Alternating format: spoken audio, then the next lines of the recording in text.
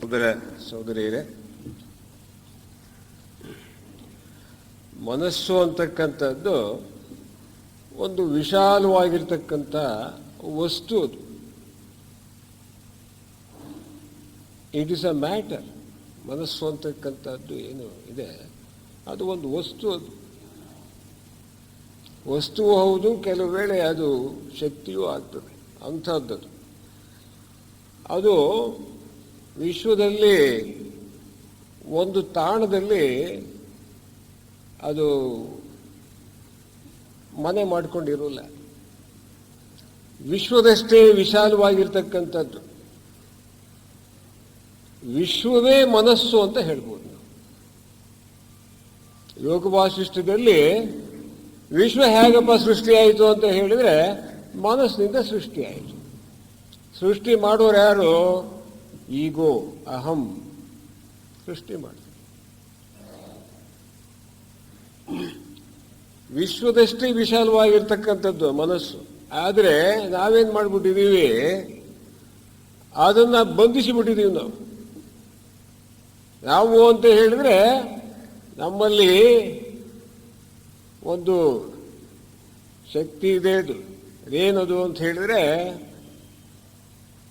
ಅದು ನಾನು ಅಂತಕ್ಕಂಥದ್ದು. ನಾನು ಅಂತಕ್ಕಂಥದ್ದು ವಿಶ್ವದಷ್ಟು ವಿಶಾಲವಾಗಿರ್ತಕ್ಕಂತಹ ಮನಸ್ಸನ್ನು ಬಂಧಿಸಿಬಿಟ್ಟಿದೆ. ಆದರೆ ಆ ನಾನು ಅಂತಕ್ಕಂಥದ್ದು ತನ್ನ ಸುತ್ತ ಈ ಮನಸ್ಸನ್ನ ಕೆಲಸ ಮಾಡಂಗೆ ಮಾಡ್ಕೊಂಡ್ಬಿಟ್ಟಿದೆ. ಆದರೆ ಮಹಾತ್ಮರಾಗಿರ್ತಕ್ಕಂಥವರು, ಯೋಗಿಗಳು, ವಿಜ್ಞಾನಿಗಳು, ಇವ್ರಿಗೆಲ್ಲ ಆ ನಾನು ಅನ್ನೋ ಕೇಂದ್ರ ಇದೆಯಲ್ಲ ಅದು ಇರೋದೇ ಇಲ್ಲ. ನಾನು ಅನ್ನೋ ಕೇಂದ್ರ ಇಲ್ಲದೆ ಇರೋದ್ರಿಂದ ಈ ಮಹಾತ್ಮರು ಅಥವಾ ಋಷಿಗಳಿಗೆ ಅವರು ವಿಶ್ವವನ್ನೆಲ್ಲವನ್ನೂ ನೋಡೋಕೆ ಶಕ್ತಿ ಇರ್ತದೆ ಅವರಿಗೆ. ನಾನು ಅನ್ನೋ ಕೇಂದ್ರ ಇಲ್ದಿರೋದ್ರಿಂದ ನಾವೇನ್ ಮಾಡ್ಕೊಂಡಿದ್ದೀವಿ, ನಾನು ಅನ್ನೋ ಕೇಂದ್ರ ಇಟ್ಕೊಂಡಿರೋದ್ರಿಂದ ನಮ್ಮ ಸುತ್ತಾನೆ ನಾವು ನೋಡೋದಕ್ಕೆ ಸಾಧ್ಯವಾಗ್ತದೆ ಅಷ್ಟೇ. ಉದಾಹರಣೆಗೆ ಲೆಟ್ ಬಿಟ್ರು ಜಗತ್ ಪ್ರಭುವನ್ನ, ಸಂತ್ ಕುಮಾರರನ್ನ ನೋಡಿದ್ರು ಅಡಿಯಾರ್ನಲ್ಲೇ ಇದ್ಕೊಂಡು. ಅದೇ ರೀತಿಯಲ್ಲಿ ಬ್ರಹ್ಮಾಂಡಾಧಿಪತಿ ಸೂರ್ಯ ಏನಿದ್ದಾನೆ ಅವನ್ನೂ ಕೂಡ ನೋಡಿದ್ರು. ನಮ್ಮ ಗುರುಗಳು ಈ ಹಿಮಾಲಯದ ಆಚೆ ಇದ್ದಾರೆ. ನಮ್ಮದು ಬೇಕು ಅಂತ ಅಂದ್ರೆ ತಕ್ಷಣವೇ ನೋಡಬಲ್ಲರು ಅವರು. ಅದೇ ರೀತಿಯಲ್ಲಿ ವಿಜ್ಞಾನಿ ಅಂತಕ್ಕಂಥವನು ಇಲ್ಲೇ ಕೂತ್ಕೊಂಡು ಚಂದ್ರಲೋಕ, ಶುಕ್ರಲೋಕ, ಅಲ್ಲಿ ಇಲ್ಲಿ, ಆಮೇಲೆ ಸೂರ್ಯನಲ್ಲಿ ಏನಿದೆ, ಬ್ಲ್ಯಾಕ್ ಹೋಲ್ಸು, ಅವು ಇವು ಎಲ್ಲ ಇಲ್ಲೇ ಕೂತ್ಕೊಂಡು ನೋಡ್ತಾನೆ ಅವನು. ಈ ಒಂದು ಸೂರ್ಯ ಮಂಡಲ ಏನಿದೆ, ಸೂರ್ಯ ಮಂಡಲಕ್ಕೆ ಸೇರಿರ್ತಕ್ಕಂಥವ್ರು ನಾವು, ಭೂಮಿಯಲ್ಲಿರ್ತಕ್ಕಂಥವ್ರು. ಆ ಸೂರ್ಯನಿಗೂ ಮತ್ತು ಈ ಭೂಮಿಯಂತಹ ಅನೇಕ ಗ್ರಹಗಳೇನಿದ್ದಾವೆ ಅದರಲ್ಲಿ ಕೊನೆಯ ಗ್ರಹ ಪ್ಲೂಟೋ ಅಂತಕ್ಕಂಥಕ್ಕೂ 165 ಕೋಟಿ ಮೈಲಿ ದೂರ. ಇಂತಹ ಸೂರ್ಯರು ನಮ್ಮ ಒಂದು ನಕ್ಷತ್ರ ಪುಂಜ ಅಂತ ಇದೆ, ಮಿಲ್ಕಿ ವೇ ಅಂತ ಹೇಳ್ಬಿಟ್ಟು. ಆ ನಕ್ಷತ್ರ ಪುಂಜದಲ್ಲಿ ಇಂತಹ ಸೂರ್ಯನ ಬಳಗಗಳು ಎಷ್ಟಿದಾವಪ್ಪ ಅಂತ ಅಂದ್ರೆ ಕೇವಲ 25,000 ಕೋಟಿಗಳು. ಇಂತಹ 25,000 ಕೋಟಿ ಇರತಕ್ಕಂತಹ ಈ ಬ್ರಹ್ಮಾಂಡಗಳೇನಿದ್ದಾವೆ ಇವುಗಳು 1,000 ಕೋಟಿ ಇದಾವೆ ಇಡೀ ಒಂದು ಸೃಷ್ಟಿಯಲ್ಲಿ. ಇವನ್ನೆಲ್ಲ ವಿಜ್ಞಾನಿ ಇಲ್ಲೇ ಕೂತ್ಕೊಂಡು ಅಳಿತಾನೆ, ನೋಡ್ತಾನೆ. ಹೆಂಗ್ ಬಂತು ಆ ಶಕ್ತಿ? ಅವನಲ್ಲಿರ್ತಕ್ಕಂತಹ ಮನಃಶಕ್ತಿನೇ ಕಾರಣ ಅದು. ನಾವೇನ್ ಮಾಡಿದೀವಿ, ನಮ್ಮಲ್ಲಿ ಒಂದು ಗೂಟಕ್ಕೆ ಒಂದು ಹಸುವನ್ನ ಒಂದಿಷ್ಟು ದಾರದ ಇದು ಹಗ್ಗ ಹಾಕಿಬಿಟ್ಟು ಅದಕ್ಕೆ ಬಂಧಿಸಿಬಿಟ್ಟು ಇದು ಮಾಡಿದ್ರೆ ಆ ಗೂಟು ಸುತ್ತುತ್ತೆ. ಆ ರೀತಿ ಸುತ್ತಾ ಇದೆ ನಮ್ಮ ಮನಸ್ಸು, ನಮ್ಮ ಸುತ್ತ ಅಷ್ಟೇನೆ. ವಿಶ್ವದಷ್ಟು ವಿಶಾಲವಾಗಿರ್ತಕ್ಕಂಥದ್ದನ್ನ ಗುಬ್ಬಜ್ಜಿ ಗೂಡ್ನಷ್ಟು ಮನೆ ಮಾಡಿಬಿಟ್ಟು ಅದಕ್ಕೆ ಇಟ್ಕೊಂಡ್ಬಿಟ್ಟಿದ್ದೀವಿ ನಾವು. ಅಷ್ಟೊಂದು ನಿರ್ಬಂಧನೆಯನ್ನ ನಾವು ಮಾಡಿದ್ದೀವಿ ನಾನು ಅಂತಕ್ಕಂಥ ಗೂಟ ನೋಡಿ.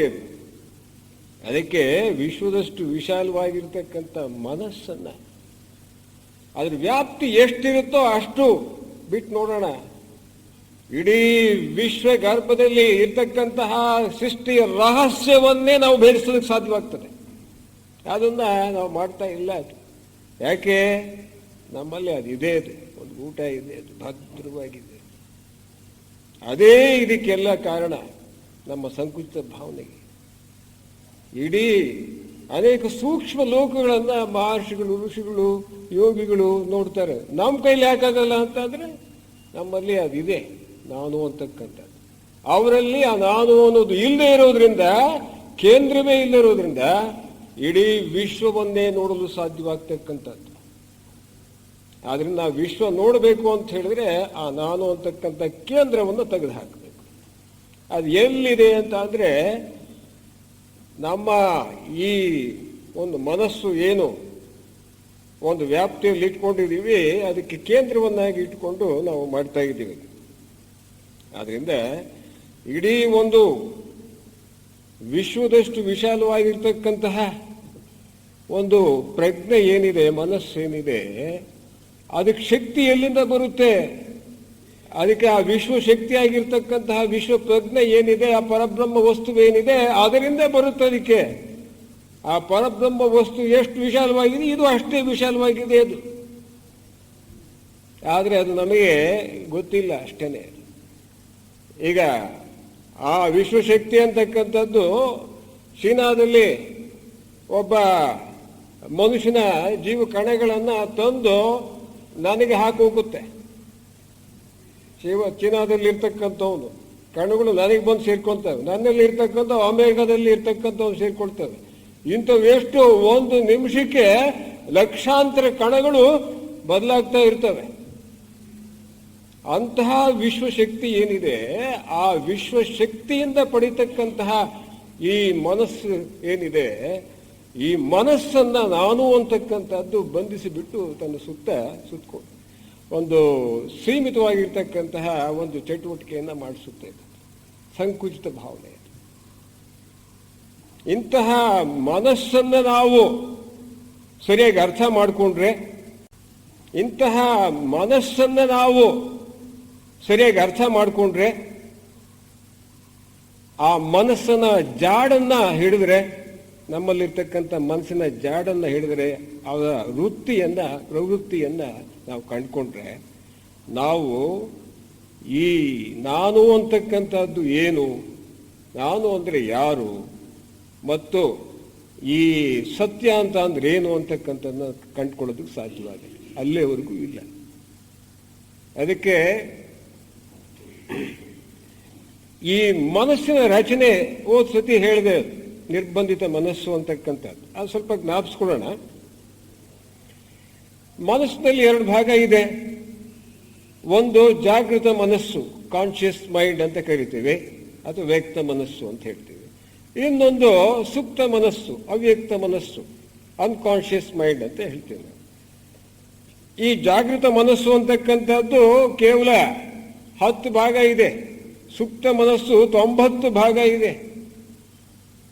ಜಾಗೃತ ಮನಸ್ಸಿನಲ್ಲಿ ಏನು, ಆ ಸುಪ್ತ ಮನಸ್ಸಿಂದ ಏನು ಒಂದು ನೆನಪಿನ ಕೇಂದ್ರಗಳಿರ್ತವೆ, ಅವುಗಳು ಹೊರಗೆ ಬಂದಾಗ ಏನಾಗುತ್ತೆ, ಅದನ್ನ ಜಾಗೃತಗೊಳಿಸಿದಾಗ ಆ ನೆನಪು ಅಂತಕ್ಕಂಥದ್ದು ಈ ಥಾಟ್, ಆಲೋಚನೆಯಾಗಿ ಪರಿವರ್ತನೆ ಹೊಂದುತ್ತೆ ಈ ಜಾಗೃತ ಮನಸ್ಸಿನಲ್ಲಿ. ಆಮೇಲೆ ಈಗ ಆಗಾಗ್ಗೆ ಅನೇಕ ಸಂಕೇತಗಳು ಆ ಸುಪ್ತ ಮನಸ್ಸಿನಿಂದ ಈ ಜಾಗೃತ ಮನಸ್ಸಿಗೆ ಬರ್ತವೆ. ಅನೇಕ ಹೊಳಿತಾವೆ ನಮಗೆ, ಅವನ್ನೆಲ್ಲ ನಾವು ಕಂಡುಕೊಳ್ತೀವಿ ನಾವು. ಆಮೇಲೆ ಈ ವ್ಯವಹಾರ ಮಾಡ್ತೀವಿ ನಾವು, ಅನೇಕ ಚಟುವಟಿಕೆಗಳನ್ನ ಮಾಡ್ತೀವಿ. ಅದಕ್ಕೆಲ್ಲ ಈ ಜಾಗೃತ ಮನಸ್ಸೇ ಕಾರಣ. ಅದರಲ್ಲಿ ಉಂಟಾಗ್ತಕ್ಕಂಥ ಆಲೋಚನೆಗಳೇ ಕಾರಣ. ಆಮೇಲೆ ಅನೇಕ ಒಂದು ಸಂದೇಶಗಳು ಬರ್ತವೆ. ಆ ಸಂದೇಶಗಳು ಹೇಗೆ ಅಂತಂದ್ರೆ, ಕನಸಿನಲ್ಲಿ ಎಲ್ಲ ಕನಸಿಗೆ ಕಾರಣ ಏನು ಅಂತ ಹೇಳಿದ್ರೆ ಸುಪ್ತ ಮನಸ್ಸೇ. ಸುಪ್ತ ಮನಸ್ಸಿನಲ್ಲಿ ಇರ್ತಕ್ಕಂತಹ ಕೆಲವು ಇವು ನೆನಪಿನ ಕೇಂದ್ರಗಳು ಅವು ಆಕ್ಟಿವೇಟ್ ಆಗ್ತವೆ, ಚಟುವಟಿಕೆ ಹೊಂದಿ ಅಲ್ಲಿಂದ ಕನಸು ಉಂಟಾಗಿ ಆ ಕನಸಿನಲ್ಲಿ ಅನೇಕ ಸಂದೇಶಗಳು ಬರ್ತವೆ. ಆ ಸಂದೇಶಗಳನ್ನು, ಸಂಕೇತಗಳನ್ನು ಈ ಒಂದು ಜಾಗೃತ ಮನಸ್ಸು ಗ್ರಹಿಸಿ ಕೆಲಸ ಮಾಡುತ್ತೆ.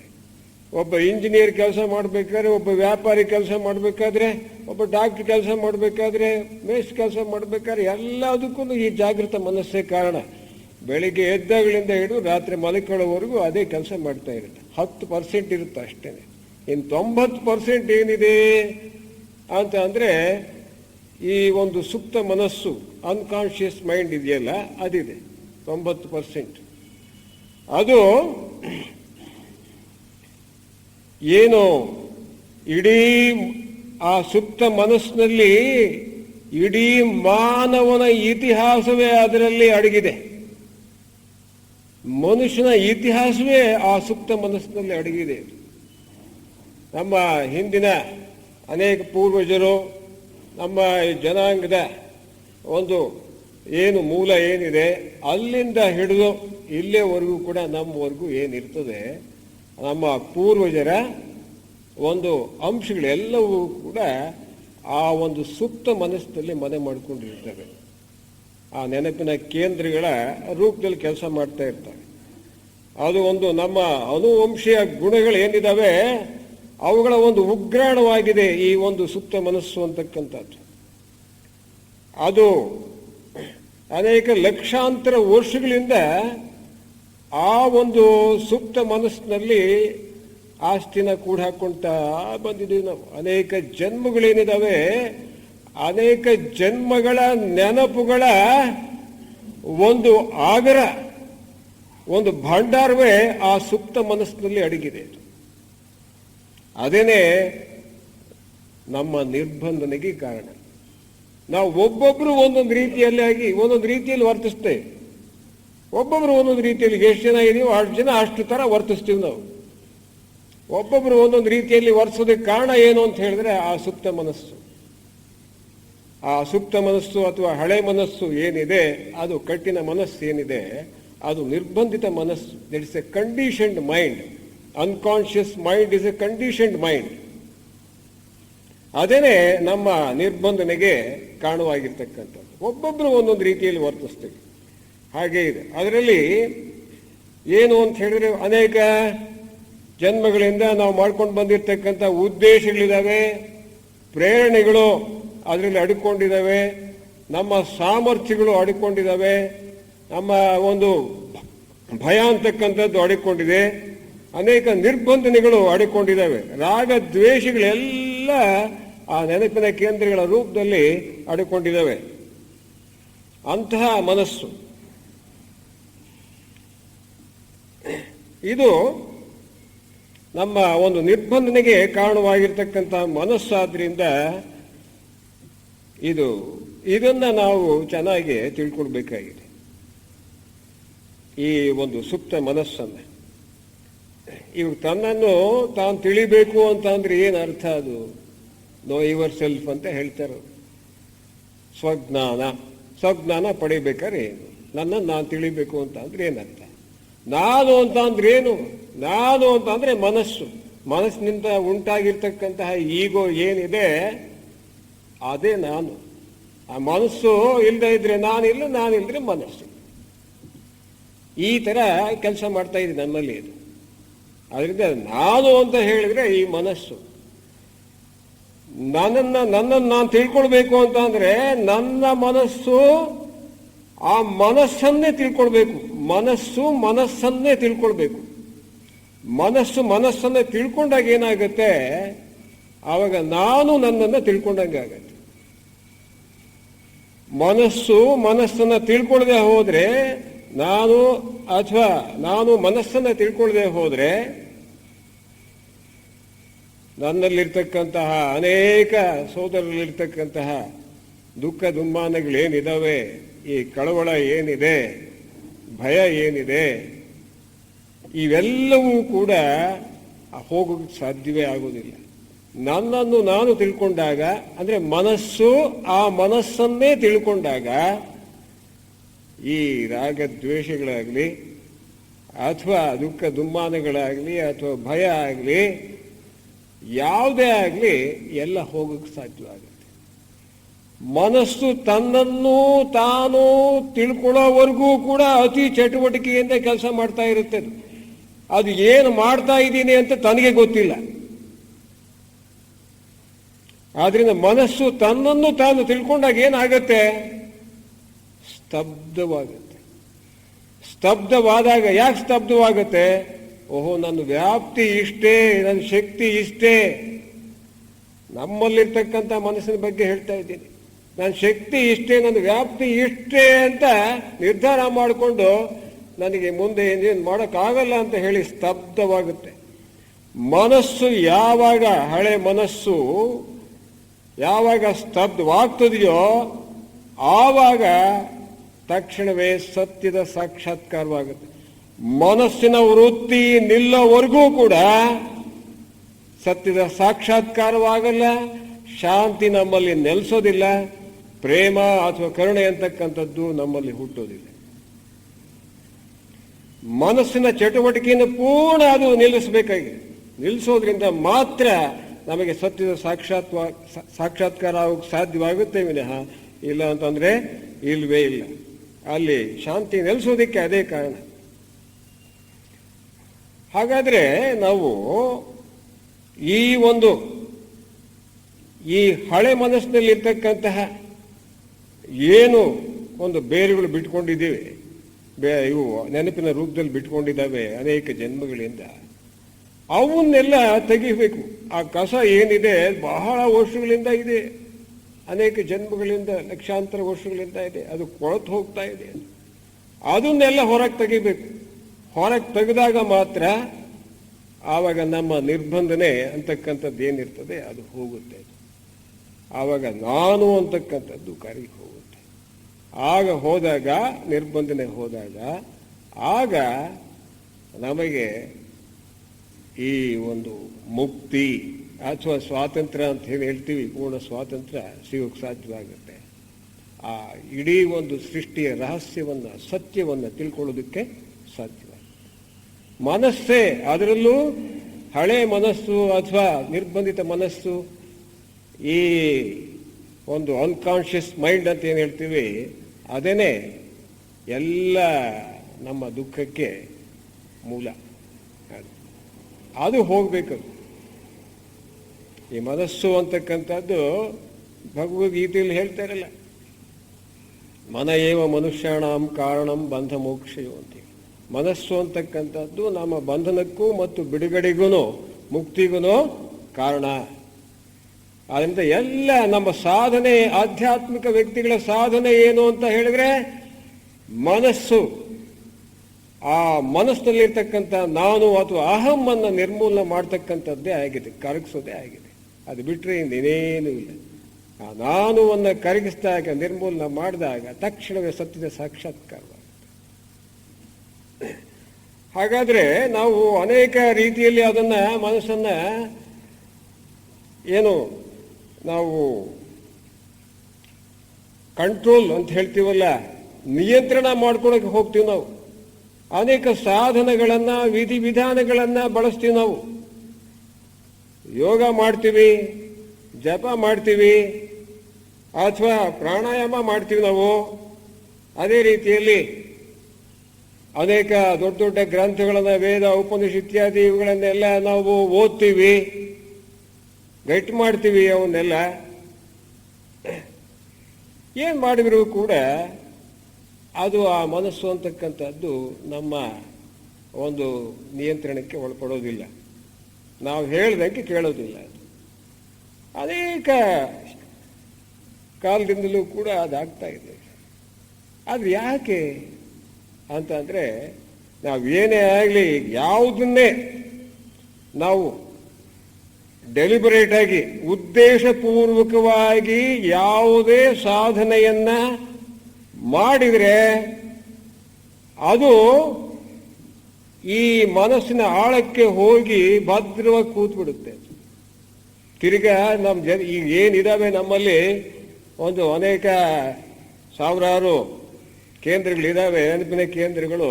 ಅದರ ಜೊತೆಗೆ ಇದು ಒಂದು ಕೂತ್ಕೊಂಡ್ಬಿಡುತ್ತೆ. ನಾನು ಯೋಗ ಮಾಡಬೇಕು, ಉಪವಾಸ ಇರ್ತೀನಿ, ವ್ರತ ಮಾಡ್ತೀನಿ, ಆಮೇಲೆ ಇಬ್ರು ಮಧ್ಯೆ ನೋಡ್ತೀನಿ, ಅದು ನೋಡ್ತೀನಿ, ಅದು ಮಾಡ್ತೀನಿ, ಇದು ಮಾಡ್ತೀನಿ, ಚೆನ್ನಾಗಿ ಅಧ್ಯಯನ ಮಾಡ್ತೀನಿ, ಗಟ್ಟಿ ಮಾಡ್ತೀನಿ ಅಂತ ಹೇಳಿಬಿಟ್ಟು ನಾವು ಇದು ಮಾಡಿದರೆ ಅದು ಇನ್ನೂ ಹೋಗಿ ಆಳಕ್ಕೆ ಕೂತ್ಕೊಂಡು ಇನ್ನೂ ನಿರ್ಬಂಧನೆಯನ್ನ ಪುಷ್ಟಿಗೊಳಿಸುತ್ತೆ ಅಷ್ಟೇನೆ. ಅದು ಆ ರೀತಿ ಮಾಡೋದ್ರಿಂದ ಏನೇನು ಪ್ರಯೋಜನ ಆಗೋದಿಲ್ಲ. ನಮ್ಮ ನಿರ್ಬಂಧನೆಗೆ ಈಗ ನಾವು ನಿರ್ಬಂಧಿತವಾಗಿ ನಾವು ವರ್ತನೆ ಮಾಡ್ತೀವಿ. ಯಾವ್ಯಾವುದರಲ್ಲಿ ವರ್ತನೆ ಮಾಡ್ತೀವಿ? ನಾವು ಯಾವುದೋ ಒಂದು ರಿಲಿಜಿಯನ್ಗೆ ಸೇರಿದ್ದೀವಿ, ಯಾವುದೋ ಒಂದು ಧರ್ಮಕ್ಕೆ ಸೇರ್ಕೊಂಡಿದ್ದೀವಿ. ಈಗ ಹಿಂದೂ ಧರ್ಮನೋ ಅಥವಾ ಕ್ರಿಶ್ಚಿಯನ್ ಧರ್ಮಕ್ಕೆ ಸೇರ್ಕೊಂಡಿದ್ದೀವಿ. ಅದರಲ್ಲಿ ಅನೇಕ ಕಟ್ಟುಪಾಡುಗಳಿದ್ದಾವೆ, ಅನೇಕ ನಂಬಿಕೆಗಳಿದ್ದಾವೆ. ಆ ನಂಬಿಕೆಗಳಿಂದ ನಾವು ಅನೇಕ ರೀತಿಯಲ್ಲಿ ಸಾಧನೆ ಮಾಡ್ತೀವಿ. ಮಾಡಿ ಮಾಡಿ ಮಾಡಿ ಮಾಡಿ ಅದು ಹಾಗೇನೆ ನಮ್ಮ ನರಗಳ ದೌರ್ಬಲ್ಯ ಆಗುತ್ತೆ ವಿನಃ ಇನ್ನೇನು ಆಗುವುದಿಲ್ಲ. ಅದೇ ರೀತಿಯಲ್ಲಿ ನಾವು ಯಾವುದೋ ಒಬ್ಬ ಗುರುವನ್ನು ಅವಲಂಬಿಸ್ತೀವಿ, ಯಾವ ತತ್ವವನ್ನು ಅವಲಂಬಿಸ್ತೀವಿ. ನಾವು ದ್ವೈತನೋ ಅದ್ವೈತನೋ ಅಥವಾ ಇನ್ನೇ ಯಾವುದೋ ಒಂದು ತತ್ವವನ್ನು, ಯಾವುದೋ ಗುರು ಅಂತ ಹೇಳಿದ್ರೆ ಇವಾಗ ದೇಹಧಾರಿಯಾಗಿರ್ತಕ್ಕಂತಹ ಗುರುಗಳ ಬಗ್ಗೆ ಮಾತಾಡ್ತಾ ಇರೋದು. ನಮ್ಮ ಮಹಾತ್ಮರೇನಿದ್ದಾರೆ ಅವರು ಇದಕ್ಕೆ ಒಳಪಡೋದಿಲ್ಲ. ಅವರು ಎಲ್ಲದಕ್ಕೂ ಅತೀತರಾಗಿರ್ತಕ್ಕಂಥ ಮಹಾತ್ಮರವರು ಗುರುಗಳು ನಮ್ಮವರು. ಅವರ ಬಗ್ಗೆ ಅಲ್ಲ, ಸಾಮಾನ್ಯವಾಗಿರ್ತಕ್ಕಂಥ ದೇಹಧಾರಿಯಾಗಿರ್ತಕ್ಕಂತಹ ಗುರು ಅವನು ಹೇಳ್ದಂಗೆ ನಾವು ಕೇಳ್ತೀವಿ, ಅದೇ ರೀತಿ ಆಚರಣೆ ಮಾಡ್ತೀವಿ, ಅನುಷ್ಠಾನ ಮಾಡ್ತೀವಿ. ಇವೆಲ್ಲವೂ ಕೂಡ ರೂಢಿಬದ್ಧವಾಗಿ ಮಾಡ್ಕೊಂಡು ಬಂದಿರತಕ್ಕಂಥವು. ಇವೆಲ್ಲ leave an indelible impression upon our deeper mind, that is unconscious mind. ಇನ್ನು ಭದ್ರವಾಗಿ ಕೂತ್ಕೊಳ್ಳಂಗೆ ಮಾಡುತ್ತೆ. ಆ ಕಂಡೀಷನ್ ಇನ್ನೂ ಜಾಸ್ತಿ ಆಗ್ತದೆ. ಈ ರೀತಿಯಾಗಿ ನಾವು ಕಂಡೀಷನ್ ಜಾಸ್ತಿ ಮಾಡ್ಕೊಳ್ತೀವಿ. ಇವನ್ನೆಲ್ಲ ಏನಿದಾವೆ, ಈ ಕಂಡೀಷನ್ಸ್ ಏನಿದೆ, ಈ ನಿರ್ಬಂಧಗಳೇನಿದಾವೆ ನಮ್ಮಲ್ಲಿ, ಅವಕ್ಕೆ ಅತೀತವಾಗಬೇಕು. ನಾವು ಅವನ್ನೆಲ್ಲ ಹೋಗ್ಲಾಡಿಸ್ಬೇಕು. ಆ ನಿರ್ಬಂಧನೆಗಳು ಯಾವ್ಯಾವ ನಿರ್ಬಂಧನೆಯನ್ನು ಹೋಗ್ಲಾಡಿಸೋದಕ್ಕೆ ನಾವು ಪ್ರಯತ್ನ ಪಡಬೇಕು ಅಂತಂದರೆ ಅದರಲ್ಲಿ ಕೆಲವು ವಿಚಾರಗಳನ್ನು ತಗೊಳ್ಳೋಣ. ಅನೇಕ ಮಹನೀಯರು ಅದ್ರ ಬಗ್ಗೆ ಹೇಳಿದ್ದಾರೆ. ಈಗ ಉದಾಹರಣೆಗೆ ನಾವು ಈ ಮತ ಧರ್ಮವನ್ನು ಅನುಸರಿಸ್ತಾ ಇರ್ತೀವಿ, ಅದರಲ್ಲಿ ಆಳವಾಗಿ ಅಭ್ಯಾಸ ಮಾಡ್ತಿರ್ತೀವಿ, ಅನುಷ್ಠಾನ ಮಾಡ್ತಾ ಇರ್ತೀವಿ. ಅದರಲ್ಲಿ ಈ ಸ್ವಾಮಿ ವಿವೇಕಾನಂದ ಒಂದು ಮಾತು ಹೇಳ್ತಾರೆ, ಒಬ್ಬನು ಚರ್ಚಿನಲ್ಲಿ ಹುಟ್ಟಬಹುದು ಆದರೆ ಅಲ್ಲೇ ಸಾಯಬಾರದು ಅಂತ ಹೇಳ್ತಾರೆ. ವಿವೇಕಾನಂದರು ಚರ್ಚಿನಲ್ಲಿ ಹುಟ್ಟಬಹುದು, ಅಲ್ಲೇ ಸಾಯಬಾರ್ದು ಅಂತ. ಅಂದ್ರೆ ಏನರ್ಥ? ಚರ್ಚ್ ಅಂತ ಅಂದ್ರೆ ಯಾವುದೋ ಒಂದು ಮತ ಧರ್ಮ, ಈ ಕ್ರಿಶ್ಚಿಯಾನಿಟಿ ಅಂತ ಇಟ್ಕೊಳ್ಳೋಣ. ಆ ಕ್ರಿಶ್ಚಿಯಾನಿಟಿಯಲ್ಲಿ ಹುಟ್ಟಬಹುದು ನಾವು, ಆದರೆ ಆ ಕ್ರಿಶ್ಚಿಯಾನಿಟಿಯಲ್ಲೇ ಸಾಯಬಾರ್ದು ನಾವು. ಅಂದ್ರೆ ಏನ್ ಮಾಡ್ಬೇಕು? ಕ್ರಿಶ್ಚಿಯಾನಿಟಿಯ ಆಚೆ ಹೋಗ್ಬೇಕು ನಾವು, ಆ ನಿರ್ಬಂಧನೆಯ ಆಚೆ ಹೋಗ್ಬೇಕು ನಾವು ಅನ್ನೋ ಒಂದು ಅರ್ಥದಲ್ಲಿ ಹೇಳ್ತಾರೆ ಅವರು. ಅದೇ ರೀತಿಯಲ್ಲಿ ಹಿಂದೂ ಧರ್ಮ ನಮ್ದು ಹಿಂದೂ ಧರ್ಮ ಅಂತ ಅಂದ್ಕೊಂಡು ಬರೇ ಇದರಲ್ಲೇ ಇರ್ತೀವಿ ನಾವು. ಅದು ಒಂದು ಕಠಿಣ ಮನಸ್ಸು, ಅದಕ್ಕೆ ಕಾರಣವಾಗಿರ್ತಕ್ಕಂಥದ್ದು. ಆದ್ರೆ ಆಚೆ ಹೋಗ್ಬೇಕು, ಹಿಂದೂ ಧರ್ಮದ ಆಚೆ ಹೋದಾಗ ಮಾತ್ರ ನಮಗೆ ನಿಜವಾದ ಸತ್ಯದ ಅರಿವು ಆಗ್ತಕ್ಕಂಥದ್ದು. ಅಲ್ಲೇವರೆಗೂ ಆಗೋದಿಲ್ಲ. ಯಾವುದೇ ಮತ ಧರ್ಮವನ್ನ ಮೀರಿ ಹೋಗ್ಬೇಕು ನಾವು. ಮೀರಿ ಹೋದಾಗ ಮಾತ್ರ ಅದು ಸಾಧ್ಯವಾಗ್ತದೆ. ಈಗ ಮೈತ್ರೇಯರಿದ್ದಾರೆ, ನಮಗೆ ಇತಿಹಾಸ ಬಿಸಿಗೆಲ್ಲ ಗೊತ್ತಿದೆ. ಅವರು ಒಂದು ಜನದಲ್ಲಿ ಕೃಷ್ಣನಾಗಿ ಅವತಾರ ಎತ್ತಿದ್ರು, ಇನ್ನೊಂದು ಜನದಲ್ಲಿ ಕ್ರಿಸ್ತನಾಗಿ ಅವತಾರ ಎತ್ತಿದ್ರು. 5000 ವರ್ಷದ ಹಿಂದ್ಗಡೆ ಕೃಷ್ಣ ಆಗಿದ್ರು, ಒಂದು 2000 ವರ್ಷದ ಹಿಂದ್ಗಡೆ ಕೃಷ್ಣನಾಗಿದ್ದಾಗ ಹಿಂದೂಗಳೆಲ್ಲ ಅವನ ಒಂದು ಬೋಧನೆ ಏನಿದೆ ಭಗವದ್ಗೀತೆ ಅದನ್ನ ಅನುಸರಿಸ್ತಾ ಇದ್ದಾರೆ. ಕ್ರಿಸ್ತನಾದಾಗ ಕ್ರಿಶ್ಚಿಯನ್ಸ್ ಎಲ್ಲ ಅವನ ಬೋಧನೆಗಳನ್ನು ಅನುಸರಿಸ್ತಾ ಇದ್ದಾರೆ. ಆದರೆ ಹಿಂದೂಗಳು ಮತ್ತು ಕ್ರಿಶ್ಚಿಯನ್ಸ್ ಏನ್ ಮಾಡ್ತಾರೆ? ಹಿಂದೂಗಳು ನಾವೇ ಬೇರೆ, ಕ್ರಿಶ್ಚಿಯನ್ಸೇ ಬೇರೆ ಅಂತ ಹೇಳ್ತಾರೆ. ಆದರೆ ಅವರು ಯಾರು ಕೃಷ್ಣ ಯಾರು ಮತ್ತು ಕ್ರಿಸ್ತ ಯಾರು ಒಬ್ಬರೇ ವ್ಯಕ್ತಿ. ಅದು ನಮ್ಮ ಇತಿಹಾಸ ವಿಷಯಕ್ಕೆ ಮಾತ್ರ ರಹಸ್ಯ ಗೊತ್ತಿದೆ. ಅವರು ಮೈತ್ರೇಯರು ಹೋಗ್ತಾ ಇರಬೇಕು, ಕ್ರಿಶ್ಚಿಯನ್ಸು ಮತ್ತು ಹಿಂದೂಸು ಒಬ್ರಿಗೊಬ್ರು ಗುದ್ದಾಡೋದನ್ನು ನೋಡಿ. ಯಾಕೆ? Conditioned mind. ಅದೇ ರೀತಿಯಲ್ಲಿ ಈಗ ಜೀಸಸ್ ಜೀಸಸ್ ಬೇರೆ, ಕ್ರಿಸ್ಟ್ ಬೇರೆ. ಜೀಸಸ್ ಅಂತಕ್ಕಂಥ ಒಬ್ಬ ಮಹಾತ್ಮರಿದ್ದಾರೆ, ಚೌಹಾಣ್ರು ನಮ್ಮ ಇದರಲ್ಲಿ. ಅವರು ಒಂದು ಜನ್ಮದಲ್ಲಿ ಮಹಮ್ಮದ್ ಪೈಗಂಬರ್ ಆಗಿದ್ರು, ಇನ್ನೊಂದು ಜನ್ಮದಲ್ಲಿ ರಾಮಾನುಜಾಚಾರ್ಯ ಆಗಿದ್ರು. ಅಲ್ಲಿ ಮುಸ್ಲಿಮ್ರು ಅವರ ಒಂದು ಮಧ್ಧರ್ಮದ ಕಟ್ಲೆಯನ್ನು ಅನುಭವಿಸ್ತಾರೆ, ಆಚರಣೆ ಮಾಡ್ತಾರೆ. ಇಲ್ಲಿ ಹಿಂದೂಗಳು, ಆದರೆ ವೈಷ್ಣವರು ಈ ರಾಮಾನುಜಾಚಾರ್ಯ ಹೇಳಿದ್ ಮಾಡ್ತಾರೆ. ಇವರಿಬ್ರು ನಾವು ಬೇರೆ ಬೇರೆ ಅಂತ ತಿಳ್ಕೊಂಡಿದ್ದಾರೆ. ಯಾಕೆ ಅಂತಂದ್ರೆ ನಿರ್ಬಂಧಿತ ಒಂದು ಮನಸ್ಸು ಕಾರಣ ಇದಕ್ಕೆ. ಆದರೆ ಒಬ್ಬರೇ ವ್ಯಕ್ತಿ ಅವರು ಕಾಲಕ್ಕೆ ಮಹಾತ್ಮರು ಬಂದ್ಬಿಟ್ಟು ಅದಕ್ಕೆ ತಕ್ಕಂತೆ ಬೋಧನೆ ಮಾಡಿ ಹೋಗ್ತಕ್ಕಂಥ ನಮಗೆಲ್ಲ ಗೊತ್ತಿದೆ. ನಾವು ಎಷ್ಟು ನಿರ್ಬಂಧನೆಯಲ್ಲಿ ನಾವು ಕೆಲಸ ಮಾಡ್ತಾ ಇದ್ದೀವಿ ಅಂತಕ್ಕಂಥದ್ದನ್ನು ನಾವು ಇಲ್ಲಿ ಚೆನ್ನಾಗಿ ತಿಳ್ಕೊಳ್ಬೇಕಾಗಿದೆ. ಈ ನಿರ್ಬಂಧನೆಯನ್ನ, ಈ ಕಟ್ಟುಪಾಡನ್ನ ಮೀರಿ ಹೋದಾಗ ಮಾತ್ರ ನಮಗೆ ಸತ್ಯದ ಸಾಕ್ಷಾತ್ಕಾರ ಆಗುವುದಿಲ್ಲ, ಅಂದ್ರೆ ಆಗೋದೇ ಇಲ್ಲ. ಇದರಲ್ಲಿ ಈ ದೇವರು, ನಮ್ಮ ದೇವ್ರು ಬೇರೆ, ನಿಮ್ಮ ದೇವ್ರು ಬೇರೆ ಅಂತ ಹೇಳ್ತೇವೆ. ಆ ದೇವರ ಕಲ್ಪನೆ ಏನೋ ಆಂಥ್ರೋಮಾರ್ಫಿಕ್ ಗಾಡ್ಸ್, ನಾವು ಪೂಜೆ ಮಾಡ್ತಕ್ಕಂಥದ್ದೇನು ನಮ್ಮ ರೂಪದ ದೇವರುಗಳನ್ನೇ ಇಟ್ಕೊಂಡು ನಾವು ಪೂಜೆ ಮಾಡ್ತಾ ಇದೀವಿ. ನಾವು ಅದೇನೆ ಎಲ್ಲ ನಮಗೆ ಮುಕ್ತಿ ಕೊಟ್ಬಿಡುತ್ತೆ ಅಂತ ಹೇಳಿ ಸಿನಿಮಾದಾಗೆಲ್ಲ ಇದು ಮಾಡ್ಬಿಡ್ತಾರೆ. ತಥಾಸ್ತು ಅಂದ್ಬಿಟ್ರೆ ಅಲ್ಲಿ ಮುಕ್ತಿ ಬಂದ್ಬಿಡುತ್ತೆ. ಮುಕ್ತಿ ಪಡೆದಿರ್ತಕ್ಕಂಥವು ಕೇವಲ 100 ಜನ ಇದ್ದಾರೆ ಈ ಭೂಮಿ ಹುಟ್ಟಿದಾಗ್ಲಿಂದಲೂ ಕೂಡ. ಎಲ್ಲ ಹಂಗಿದ್ರೆ ಇಷ್ಟೊತ್ತಿಗೆ ಎಲ್ಲ ಭಾರತ ಎಲ್ಲ ಖಾಲಿಯಾಗಿ ಹೋಗ್ಬಿಡೋದು. ಆ ರೀತಿ ಮುಕ್ತಿ ಕೊಟ್ಟಿದ್ರು. ಎಷ್ಟು ಅಜ್ಞಾನ, ದೇವತೆಗಳನ್ನ ಪೂಜೆ ಮಾಡಿ. ಈಗ ಉದಾಹರಣೆಗೆ ರಾಮಕೃಷ್ಣ ಪರಮಹಂಸರು ಅವ್ರು ಧ್ಯಾನ ಕೂತ್ಕೊಂಡ ತಕ್ಷಣವೇ ದೇವಿ ಬಂದ್ಬಿಡೋಳು ಅಂತ, ಧ್ಯಾನ ಕೂತ್ಕೊಂಡ ತಕ್ಷಣವೇ. ಆದರೆ ಇದೆಲ್ಲ ನೋಡ್ಬಿಟ್ಟು ಒಬ್ಬ ಮಹನೀಯ ತೋತಾಪುರಿ ಅಂತ ಹೇಳಿ ಬರ್ತಾನೆ, ಒಂದು ಸಾಧಕ ಆತ, ಮಹಾಯೋಗಿ ಆತ. ಬಂದು ಎಲ್ಲ ತಿಳ್ಕೊಂಡು ಆ ಸಮಯಕ್ಕೆ ಸಂದರ್ಭ ತಕ್ಕಂತೆ ಬರ್ತಾನೆ. ಅದು ವ್ಯವಸ್ಥೆ ಆಗಿರುತ್ತೆ, ಇಲ್ಲ ಡಿವೈನ್ ಪ್ಲಾನ್ ಇಸ್ ದೇರ್. ಬಂದಾಗ ಹಿಂಗೆಲ್ಲ ಹೇಳ್ತಾರೆ ಇವರು. ಕೂತ್ಕೊಂಡ ತಕ್ಷಣ ದೇವಿ ಧ್ಯಾನಕ್ಕೆ ಬರುತ್ತೆ. ದೇವಿ ಧ್ಯಾನಕ್ಕೆ ಬರುತ್ತೆ ಅಂತ ಅಂದ್ರೆ ಅದು ರೂಪ ಯಾವಾಗ್ಲೂ ಬಂತು ಅಂತ ಹೇಳಿದ್ರೆ ಅದು ನಿರ್ಬಂಧನೇ. ಹೀಗೆ ಇದ್ದಾಗ ಅವರು ಕೂತ್ಕೊ ಅಂತ ಹೇಳಿ ಇದು ಮಾಡಿ, ನೀನು ಧ್ಯಾನ ಮಾಡು ಅಂತ ಹೇಳಿದ್ ಮಾಡಿ, ಆಮೇಲೆ ಇಲ್ಲಿ ಕೆರೀತಾರೆ. ಹಿಂಗೆ ಕೆರೆದ ತಕ್ಷಣವೇ ಅದು ಹೋಗ್ಬಿಡುತ್ತೆ. ಹೋದಾಗ ನಿರಾಕಾರಕ್ಕೆ ಹೋಗ್ತಾರೆ. ಅದು ಕೇವಲ ಆತ 40 ವರ್ಷ ಸತ್ತ ಪ್ರಯತ್ನ ಪಟ್ಟಿದ್ದಾನೆ ಆ ತೋತಾಪುರಿ. ಇವರು ಕೇವಲ 13 ದಿವಸದಲ್ಲಿ ಈ ಯಾರು ರಾಮಕೃಷ್ಣ ಪರಮಹಂಸರು ಅದನ್ನು ಪಡೆದಿದ್ದಾರೆ. ಆ ನಿರಾಕಾರ ಒಂದು ಧ್ಯಾನವನ್ನು ಅವರು ಆ ಶಕ್ತಿಯನ್ನು ಪಡ್ಕೊಂಡ್ರು.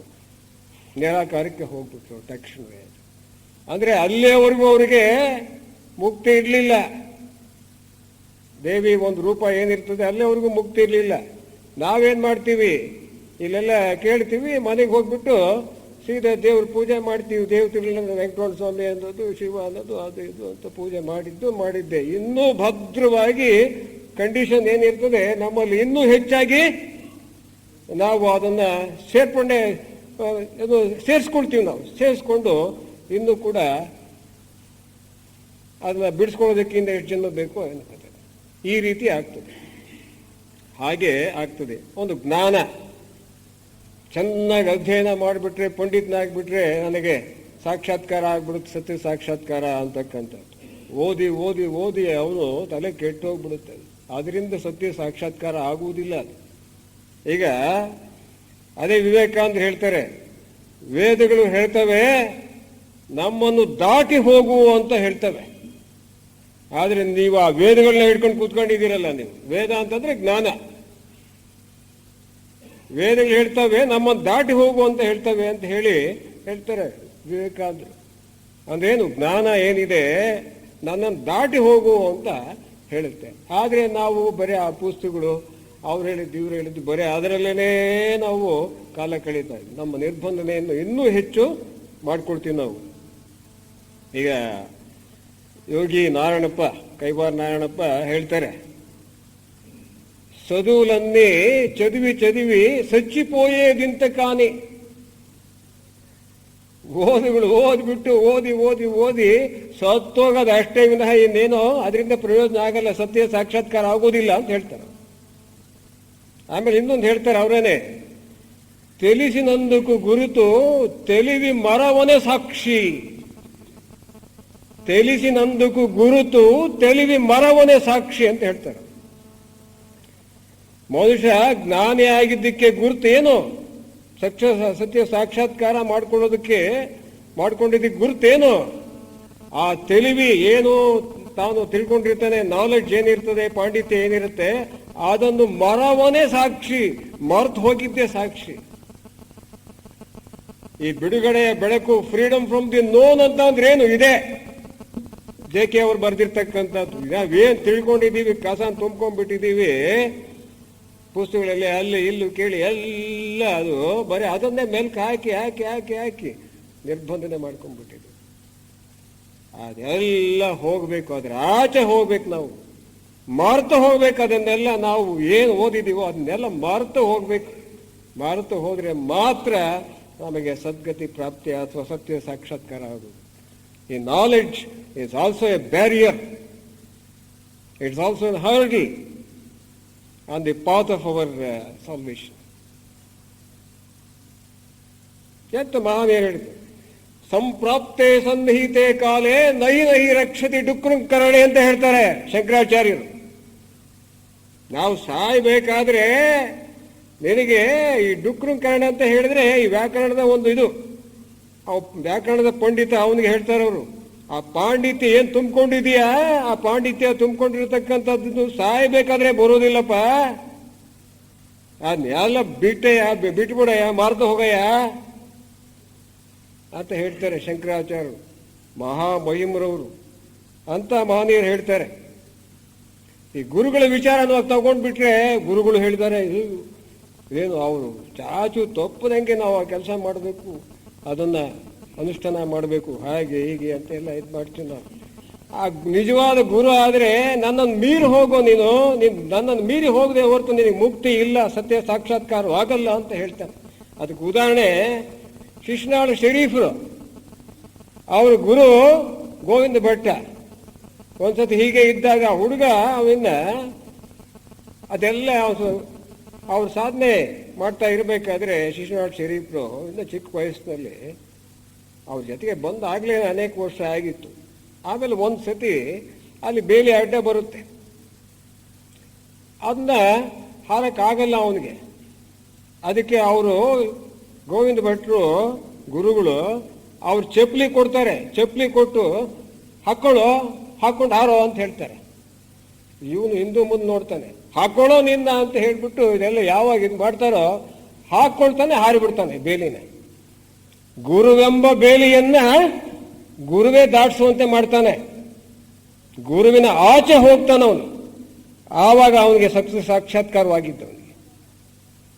ಗುರು ಅಂತಕ್ಕಂಥವ್ನು ಏನಿರ್ತಾನೆ, ಒಂದು ಕೈಮರ ಇದ್ದಾಗೆ, ಮೆಜೆಸ್ಟಿಕ್ಗೆ ಒಂದು ಕೈಮರ ಎಲ್ಲಿರುತ್ತೆ, ಇಲ್ಲಿ ಯಾವುದು ಸರ್ಕಲ್ನಾಗೆ ಮೆಜೆಸ್ಟಿಕ್ ಯಾವುದು ಅಂದ್ರೆ ಹಿಂಗೆ ತೋರಿಸುತ್ತೆ ಅಷ್ಟೆ. ಗುರು ಹಿಂಗು ಸತ್ಯ ಎಲ್ಲಿದೆ ಅಂದ್ರೆ ಹಿಂಗೆ ತೋರಿಸ್ತಾನೆ ಅಷ್ಟೆ, ಕೈಮರ ಇದ್ದಾಗೆ. ಇವು ನಡ್ಕೊಂಡು ಹೋಗ್ಬೇಕು, ಅಥವಾ ಯಾವುದೋ ಒಂದು ಬಸ್ಸೋ ಕಾರ್ ಯಾವುದೋ ಹಿಡಿದು ಹೋಗ್ಬೇಕಲ್ಲಿ ಮೆಜೆಸ್ಟಿಕ್ಗೆ. ಇವನು ಹೋಗ್ಬೇಕು, ಇವನು ಯಾತ್ರಿಕ, ಆಧ್ಯಾತ್ಮ ಯಾತ್ರಿಕ, ಇವನು ಕಷ್ಟಪಟ್ಟು ಹೋಗ್ಬೇಕಲ್ಲಿಗೆ ಮೆಜೆಸ್ಟಿಕ್ಗೆ. ಕೈ ಮರದ ಕೆಲಸ ಇಷ್ಟೇ, ಗುರುವಿನ ಕೆಲಸ ಅಷ್ಟೇ. ಹೀಗೆ ಇರ್ತದೆ. ಆದ್ರಿಂದ ಈ ನಿರ್ಬಂಧಿತ ಮನಸ್ಸೇನಿದೆ ಇವನ್ನ ಹೋಗ್ಲಾಡ್ಸೋದಕ್ಕೆ ಏನ್ ಮಾಡ್ಬೇಕಪ್ಪ ಅಂತ ಹೇಳಿದ್ರೆ, ಸಾಯ್ಬೇಕು. ನಾವು ಸಾಯ್ಬೇಕು ಅಂತ ಅಂದ್ರೇನು? ನಾವು ಅನೇಕ ಜನ್ಮಗಳನ್ನ ನಾವು ಕೂಡಿಕೊಂಡು ಬಂದಿರತಕ್ಕಂತಹ ಇವೇನಿದಾವೆ ಅನುಭವ ಅದರಿಂದ ಆಗಿರ್ತಕ್ಕಂಥ ಜ್ಞಾನ, ನೆನಪು, ಅಭಿಪ್ರಾಯಗಳು, ನಮ್ಮ ಕಲ್ಪನೆಗಳು, ನಿರ್ಧಾರಗಳು, ತೀರ್ಮಾನ, ಬೇಕು ಬೇಡ ಅಂತಕ್ಕಂಥವು, ಈ ಅಭಿಪ್ರಾಯ, ಈ ಒಂದು ನಂಬಿಕೆಗಳು, ಇವೆಲ್ಲವಕ್ಕೂ ಸಾಯ್ಬೇಕು ನಾವು. ಇವೆಲ್ಲವಕ್ಕೂ ಸಾಯ್ಬೇಕು ಅಂತಂದ್ರೆ ಒಟ್ಟಿನಲ್ಲಿ ನಮ್ಮ ಮಾನಸಿಕ ಆಸ್ತಿ ಏನಿದೆಯೋ ಅವೆಲ್ಲವಕ್ಕೂ ಸಾಯ್ಬೇಕು ನಾವು. ಮಾನಸಿಕ ಆಸ್ತಿಗೆ ಸಾಯ್ದೆ ಹೋದ್ರೆ ನಮಗೆ ಮುಕ್ತಿ ಇಲ್ಲ, ಸತ್ಯ ಸಾಕ್ಷಾತ್ಕಾರವೂ ಇಲ್ಲ. ಆದ್ರಿಂದ ನಮ್ಮಲ್ಲಿರ್ತಕ್ಕಂತಹ ನಿರ್ಬಂಧಿತ ಮನಸ್ಸೇನಿದೆ ಅದನ್ನ ಅನಿರ್ಬಂಧಿತ ಮನಸ್ಸು ಮಾಡಬೇಕಾದ್ರೆ, ಅಂದ್ರೆ ಹೊಸ ಮನಸ್ಸು ಮಾಡಬೇಕಾದ್ರೆ ಏನ್ ಮಾಡಬೇಕು? ನಿರ್ಬಂಧಕ್ಕೆ ಒಳಗಾಗಿರ್ತಕ್ಕಂಥ ಮನಸ್ಸು ಅನಿರ್ಬಂಧಿತ ಮನಸ್ಸಾದರೆ, ನಿರ್ಬಂಧನೆಗೆ ಒಳಗಾಗದ ಮನಸ್ಸಾದರೆ, ನಿರ್ಬಂಧನೆಯಿಂದ ಆಚೆ ಹೋದಾಗ ಅದೇ ಹೊಸ ಮನಸ್ಸು. ಆ ಹೊಸ ಮನಸ್ಸು ಅದನ್ನು ಪಡಿಬೇಕಾದ್ರೆ ನಾವೇನು ಮಾಡಬೇಕಪ್ಪ ಅಂತ ಹೇಳಿದರೆ, ಮೊದಲು ನಮ್ಮಲ್ಲಿ ತೀವ್ರ ಭಾವನೆ ಇದೆ. ನನಗೆ ತೀವ್ರ ಭಾವನೆ ಅಂತಂದರೆ ಯಾವಾಗಲೂ ರಾತ್ರಿ ಆಗಲೂ ಅದನ್ನು ನೆನೆಸ್ಕೊಳ್ಳೋದಲ್ಲ. ಇಂಟ್ರೆಸ್ಟ್, ಪ್ಯೂರ್ ಇಂಟ್ರೆಸ್ಟ್, ಶುದ್ಧವಾಗಿರ್ತಕ್ಕಂತಹ ಆಸಕ್ತಿ ಬೇಕು. ನನ್ನಲ್ಲಿರ್ತಕ್ಕಂತಹ ಈ ಹಳೆ ಮನಸ್ಸನ್ನು ಹೊಸ ಮನಸ್ಸು ಮಾಡಬೇಕು ಅಂಥೇಳಿ ಮನಸ್ಸು ಮಾಡಬೇಕು. ಆ ತೀವ್ರ ಭಾವ ನಮ್ಮಲ್ಲಿರಬೇಕು. ಪ್ಯಾಷನ್ ಅಂತ ಕರೀತಾರೆ JK ಅವರು, ಅದಿರಬೇಕು. ಎರಡನೇದಾಗಿ ಏನು ಅಂತ ಹೇಳಿದ್ರೆ, ನಮ್ಮ ಮನಸ್ಸೇನಿದೆ ಅದು ನಾನು ನಿರ್ಬಂಧನೆಯಲ್ಲಿ ನಡ್ಕೊಳ್ತಾ ಇದ್ದೀನಿ, ವರ್ತಿಸ್ತಾ ಇದ್ದೀನಿ ಅಂತ ಅದಕ್ಕೆ ಗೊತ್ತಿರೋಲ್ಲ, ನಮ್ಮ ಮನಸ್ಸಿಗೆ ಗೊತ್ತಿರಲ್ಲ. ನಾನು ಕೋಪಿಷ್ಟ, ನಾನು ಇದ್ದಕ್ಕಿದ್ದಂಗೆ ಕೋಪ ಆಗ್ತೀನಿ. ಒಂದು ಕಡೆ ಅಲ್ಲ ಇನ್ನೊಂದು ಕಡೆಯಲ್ಲಿ ಯಾವಾಗಲೂ ನಾನು ಇಡೀ ಜೀವನವೇ ಕೋಪ ಆಗ್ತಿರ್ತೀನಿ. ಆದರೆ ನನಗೇನು ಗೊತ್ತಿರುತ್ತೇನದು? ನಿನ್ನ ಕೋಪಿಷ್ಟ ಕಣೆ ಅಂತ ಬೇರೆ ಹೇಳಿದ್ರೆ ನಿನಗೆ ಬುದ್ಧಿ ಇಲ್ಲ ಅಂತ ಹೇಳ್ತಾರೆ. ಅವನ ಮೇಲೆ ಕೋಪಕ್ಕೆ ಹೋಗಿ ನಾವು ಸಿಟ್ಟಾಗ್ತೀವಿ. ಗರ್ವಿ ನೀನು ಅಂತ ಹೇಳಿದ್ರೆ, ಅಹಂಭಾವಿ ಅಂತ ಅಂದರೆ ಅವನ ಮೇಲೆ ಹೋಗ್ತೀವಿ. ನಮಗೆ ಗೊತ್ತಿರೋಲ್ಲ ಅದು, ನಮಗೆ ಗೊತ್ತಿರೋದು ನಮ್ಮ ಮನಸ್ಸಿಗೆ ಗೊತ್ತಿರಲ್ಲ ಅದು. ನಾನು ಗರ್ವಿ, ನಾನು ಕೋಪಿಷ್ಟ, ನಾನು ಹಿಂಸಕ, ನಾನು ಇಂಥ ಒಂದು ಸಿದ್ಧಾಂತವನ್ನ ಪಾಲನೆ ಮಾಡ್ತಾ ಇದ್ದೀನಿ ಅಂತಕ್ಕಂಥದ್ದು ಆ ಮನಸ್ಸಿಗೆ ಅರಿವಾಗಬೇಕು. ತನ್ನ ನಿರ್ಬಂಧನೆ ಅನ್ನೋದು ತನ್ನ ಮನಸ್ಸಿಗೆ ಅರಿವಾದಾಗ ಮಾತ್ರ ಆವಾಗ ಆ ನಿರ್ಬಂಧನೆ ಬಿಟ್ಟು ಹೋಗೋದು ಸಾಧ್ಯವಾಗುತ್ತೆ. ಅಲ್ಲಿಂದ ಪ್ರಾರಂಭವಾಗುತ್ತೆ ಬಿಟ್ಟು ಹೋಗೋದಕ್ಕೆ. ಆವಾಗ ಹೊಸ ಮನಸ್ಸು ಹುಟ್ಟೋದಕ್ಕೆ ಪ್ರಾರಂಭವಾಗುತ್ತೆ. ಅದಕ್ಕೆ ಆಯ್ಕೆ ಇಲ್ಲದ ಎಚ್ಚರಿಕೆಯಿಂದ ನಾವು ನೋಡಬೇಕು, ಯಾವುದೇ ವಸ್ತುವನ್ನು ನೋಡಬೇಕು. ಈಗ ನಾವು ಸಾಮಾನ್ಯವಾಗಿ ನಮಗೆ ನೋಡೋದಕ್ಕೆ ಆಗಲಿ ಅಥವಾ ಕೇಳೋದಕ್ಕಾಗಲಿ, ಈಗ ಅಬ್ಸರ್ವೇಷನ್ ಆ್ಯಂಡ್ ಲಿಸನಿಂಗ್ ಅಂತ ಇದೆ. It's not easy for all. ನಾವೀಗ ಒಂದು ಮರ ನೋಡ್ತೀವಿ. ನಾವು ಮರ ಹೆಂಗೆ ನೋಡ್ತೀವಿ? ಓ, ಮರ ಇಷ್ಟು ಉದ್ದ ಇದೆ, ಇದರಲ್ಲಿ ಎಲೆಗಳು ಈ ಆಕಾರದಲ್ಲಿ ಇದ್ದಾವೆ, ಆಮೇಲೆ ಇಲ್ಲಿ ಹೂವು ಇದೆ, ಇಲ್ಲಿ ಹಣ್ಣಿದೆ, ಬುಡ ಇದೆ ಅಂತ ಈ ರೀತಿ ನೋಡ್ತೀವಿ ನಾವು. ಅದೆಲ್ಲ ವಿಜ್ಞಾನಿಗಳು ಇವರು ನೋಡ್ತಕ್ಕಂಥದ್ದು ಸರಿ. ಆದರೆ ಮಾನಸಿಕವಾಗಿ ನಾವೇನಿದ್ದೀವಿ, ಮಾನಸಿಕವಾಗಿ ಸಾಧನೆ ಮಾಡ್ತಕ್ಕಂಥದ್ದೇನೆ ಬೇರೆ. ಆಧ್ಯಾತ್ಮಿಕ ಜೀವಿಗಳೆಲ್ಲ ಏನು ಮಾನಸಿಕವಾಗಿ ಸಾಧನೆ ಮಾಡ್ತಕ್ಕಂಥದ್ದು. ವ್ಯವಹಾರ, ದಿನನಿತ್ಯ ವ್ಯವಹಾರ ಏನಿರುತ್ತೋ ನಡೀತಾ ಇರುತ್ತದು. ಅದಕ್ಕೆ ನೆನಪು ಬೇಕು, ಆಮೇಲೆ ಯೋಚನೆ ಬೇಕು, ಇವೆಲ್ಲ ಬೇಕು, ಪ್ಲಾನ್ ಬೇಕು, ಎಲ್ಲ ಬೇಕು. ಅದಂತ ಮಾಡೋಣ. ಆದರೆ ಮಾನಸಿಕವಾಗಿ ನಾವು ಖಾಲಿ ಮಾಡ್ಕೊಳ್ಬೇಕು, ನಾನು ಅನ್ನೋದನ್ನು ಕರಗಿಸ್ಬೇಕು. ಅದೇ ಬಹಳ ಮುಖ್ಯವಾಗಿರ್ತಕ್ಕಂಥ, ಅದೇ ಆಧ್ಯಾತ್ಮ ಸಾಧನೆ. ಅದಕ್ಕೆ ನಾವು ಯಾವ ರೀತಿ ಮಾಡಬೇಕು? ಒಂದು ಮರವನ್ನು ನೋಡಬೇಕಾದ್ರೆ ಯಾವುದೋ ಒಂದು ಭಾಗವನ್ನು ನೋಡಬಾರ್ದು. ಹಣ್ಣು ಅಥವಾ ಎಲೆನೋ ಅಥವಾ ಯಾವುದೋ ನೋಡಬಾರ್ದು. ಇಡೀ ಮರವನ್ನು ನೋಡೋಕೆ ಸಾಧ್ಯವಾಗ್ತದೆಯೇ? ಆ ಇಡೀ ಮರವನ್ನು ಒಂದು ಸತಿ ನೋಡಬೇಕು. ನೋಡಿದಾಗ ಆ ಎಲೆಗಳ ಆಕಾರ, ಆಮೇಲೆ ಆ ಎಲೆಗಳು ಅಲ್ಲಾಡ್ತಕ್ಕಂಥದ್ದು, ಆ ಕೊಂಬೆಗಳು ಅಲ್ಲಾಡ್ತಕ್ಕಂಥದ್ದು, ಕೊಂಬೆಗಳ ಆಕಾರ, ಅದರ ಬಣ್ಣ ಇತ್ಯಾದಿ, ಇವೆಲ್ಲವೂ ಕೂಡ ಒಂದೇ ಸತಿ ಕಾಣಬೇಕು. ಆ ರೀತಿ ನೋಡೋದಕ್ಕಾಗ್ತದೆ. You must see the whole tree at a time. ಯಾವುದನ್ನ ಒಂದು ಎಲೆನೋ ಅಥವಾ ಹಣ್ಣನ್ನು ಗುರುತಿಸಿವಿ ಅಂತ ಹೇಳಿದ್ರೆ ನಮ್ಮಲ್ಲಿ ಗುರುತಿಸೋನೊಬ್ಬ ಇರ್ತಾನೆ, ನಾನು ಅನ್ನೋ ಎದ್ದು ಬಿಡ್ತಾನೆ. That becomes conditioned. ಆದರೆ ಇಡೀ ಒಂದು ಮರವನ್ನೇ ನಾವು ನೋಡಿದ್ರೆ ಪೂರ್ಣವಾಗಿ ಆ ನಾನು ಅನ್ನೋದು ಇರೋಲ್ಲ, ನಾನು ಅನ್ನೋದು ಪತ್ತೆ ಇರೋಲ್ಲ. ನಾನು ಅನ್ನೋದು ಇಲ್ಲದೆ ಇದ್ದಾಗ you must observe the tree without the observer. Is it possible? Yes, it is possible if you mind. ಅದೇನು ದೊಡ್ಡದೇನಲ್ಲ ಅದು. ಆದರೆ ನಾವು ಆ ಕಡೆ ಗಮನ ಹರಿಸಿಲ್ಲ ಅಷ್ಟೇನೆ. ಇಡೀ ಮರವನ್ನೇ ನಾವು ನೋಡಿದರೆ ಅಟ್ ಎ ಗ್ಲಾಸ್ ಒಂದೇ ಇಟ್ಟಿಗೆ ನಮಗೆ ಸಿಕ್ಕ. ಹಾಗೆ ನಮ್ಮ ಮನಸ್ಸನ್ನು ನಾವು ನೋಡಬೇಕು. ನಮ್ಮ ಮನಸ್ಸನ್ನು ನಾವು ಇಡೀ ಮನಸ್ಸನ್ನು ನೋಡಬೇಕು. ಇದು ಸುಪ್ತ ಮನಸ್ಸು, ಇದು ಜಾಗೃತ ಮನಸ್ಸು ಅಂತ ಅಲ್ಲ. ಒಳಗಡೆ ಏನಿದೆ, ಹೊರಗಡೆ ಏನಿದೆ. ಈ ಹೊರಗಡೆ ಇರ್ತಕ್ಕಂತಹ ಜಾಗೃತ ಮನಸ್ಸಿಗೆ ಆ ಸುಪ್ತ ಮನಸ್ಸಿಗೆ ಒಳಗಡೆ ಹೋಗೋದಕ್ಕೆ ಸಾಧ್ಯವಾಗೋಲ್ಲ. ಅದ್ರ ಶಕ್ತಿನೇ ಇಲ್ಲ ಅದಕ್ಕೆ. ಅದಕ್ಕೇನೆ ಒಳಗಡೆ ಏನಿದೆ, ಸುಪ್ತ ಮನಸ್ಸಿನ ಒಳಗಡೆ ಏನಿದೆ ಅಂತಕ್ಕಂಥದ್ದು ಈ ಸೈಕಾಲಜಿಸ್ಟ್ ಏನಿದ್ದಾರೆ ಅವ್ರಿಗೂ ಕೂಡ ಈ ಕನ್ನಡಕ್ಕೆ ಆಗ್ತಾ ಇಲ್ಲ. ಬಹಳ ಕಷ್ಟ ಆಗಿದೆ. ಹೊರಗಡೆ ಬಂದಾಗ ಮಾತ್ರ ಇದು ಜಾಗೃತ ಮನಸ್ಸಲ್ಲಿ ಇಂಥದ್ದು ಅಂತ ಹೇಳ್ಬೋದೇ ವಿನಃ ಆ ಜಾಗೃತ ಮನಸ್ಸು ಆ ಸುಪ್ತ ಮನಸ್ಸಿನ ಒಳಗಡೆ ಹೋಗೋದಕ್ಕೆ ಸಾಧ್ಯವಾಗುವುದಿಲ್ಲ. ಅದು ಅದು ಒಂದು ಕೋಟೆ ಕಟ್ಕೊಂಡ್ಬಿಟ್ಟಿದೆ. ಆ ಕರ್ಮದ ಕೋಟೆ ಕಟ್ಕೊಂಡ್ಬಿಟ್ಟಿದೆ. ಅದು ಭದ್ರವಾಗಿ ಅತ್ಯಂತ ರಹಸ್ಯವಾಗಿದೆ ಆ ಕೋಟೆ. ಅದು ಬೇಯಿಸೋದಕ್ಕಾಗೋಲ್ಲ. ಅದಕ್ಕೇನು ಮಾಡಬೇಕು? ಸುಮ್ಮನೆ ತನ್ನನ್ನು ತಾನು ನೋಡ್ಕೋಬೇಕು. ಅಂದರೆ ತನ್ನ ಮನಸ್ಸಿನ ವರ್ತನೆಯನ್ನ ನೋಡ್ಕೋಬೇಕು. ತನ್ನ ಮನಸ್ಸನ್ನು ನೋಡ್ಕೋಬೇಕು. ಸುಮ್ಮನೆ ನೋಡ್ಕೋಬೇಕು. ಹೇಗೆ? ಇದು ಒಳ್ಳೆಯದು, ಇದು ಕೆಟ್ಟದ್ದು ಅಂತ ಹೇಳಬಾರ್ದು. ಇದು ಬೇಕು ಬೇಡ ಅಂತ ಹೇಳಬಾರ್ದು. ಈ ರೀತಿಯಾಗಿ ನೋಡ್ಕೋಬೇಕು. ಸುಮ್ಮನೆ ನೋಡ್ಕೊಳ್ತಾ ಇರಬೇಕು. ಆವಾಗ ಏನು ನೋಡ್ಕೊಳ್ತಾ ಇರಬೇಕು? ನಮ್ಮ ಮನಸ್ಸಿನ ಆಲೋಚನೆಗಳನ್ನು ನೋಡ್ಕೊಳ್ತಾ ಇರಬೇಕು. ನಾನು ಭಾವನೆಗಳನ್ನು ನೋಡ್ಕೊಳ್ತಾ ಇರಬೇಕು. ನಾನು ಏನೇನು ಕೆಲಸ ಮಾಡ್ತಾ ಇದ್ದೀನಿ ಅನ್ನೋದನ್ನ ನಾನು ನೋಡ್ಕೋಬೇಕು. ಅದೇ ರೀತಿಯಲ್ಲಿ ನಾನು ಜೀವನವನ್ನು ಹೇಗೆ ನಿರ್ವಹಣೆ ಮಾಡ್ತಾ ಇದ್ದೀನಿ ಅಂತಕ್ಕಂಥದ್ದು ಕೂಡ ಸುಮ್ಮನೆ ನೋಡ್ಕೊಳ್ತಾ ಇರಬೇಕು. ಸುಮ್ಮನೆ ನೋಡ್ಕೊಳ್ಳೋದ್ರಲ್ಲಿ ಒಳಗೆ ದಿಢೀರನೆ ಇದ್ದಕ್ಕಿದ್ದಂಗೆ ಬದಲಾವಣೆ ಕಾಣಿಸುತ್ತೆ. ಸರಿಯಾಗಿ ನೋಡ್ಕೊಳ್ಳೋದು ನಮಗೆ ಬಂದರೆ 30 ವರ್ಷಗಳ ಏನೋ ಒಂದು ಕಷ್ಟಪಟ್ಟು ಸಾಧನೆ ಮಾಡ್ತೀವಿ, ಅದನ್ನು 3 ತಿಂಗಳೊಳಗಾಗಿ ಅಥವಾ 3 ನಿಮಿಷದೊಳಗಾಗಿ ಅದನ್ನು ಪಡೆಯೋದಕ್ಕೆ ಸಾಧ್ಯವಾಗುತ್ತೆ.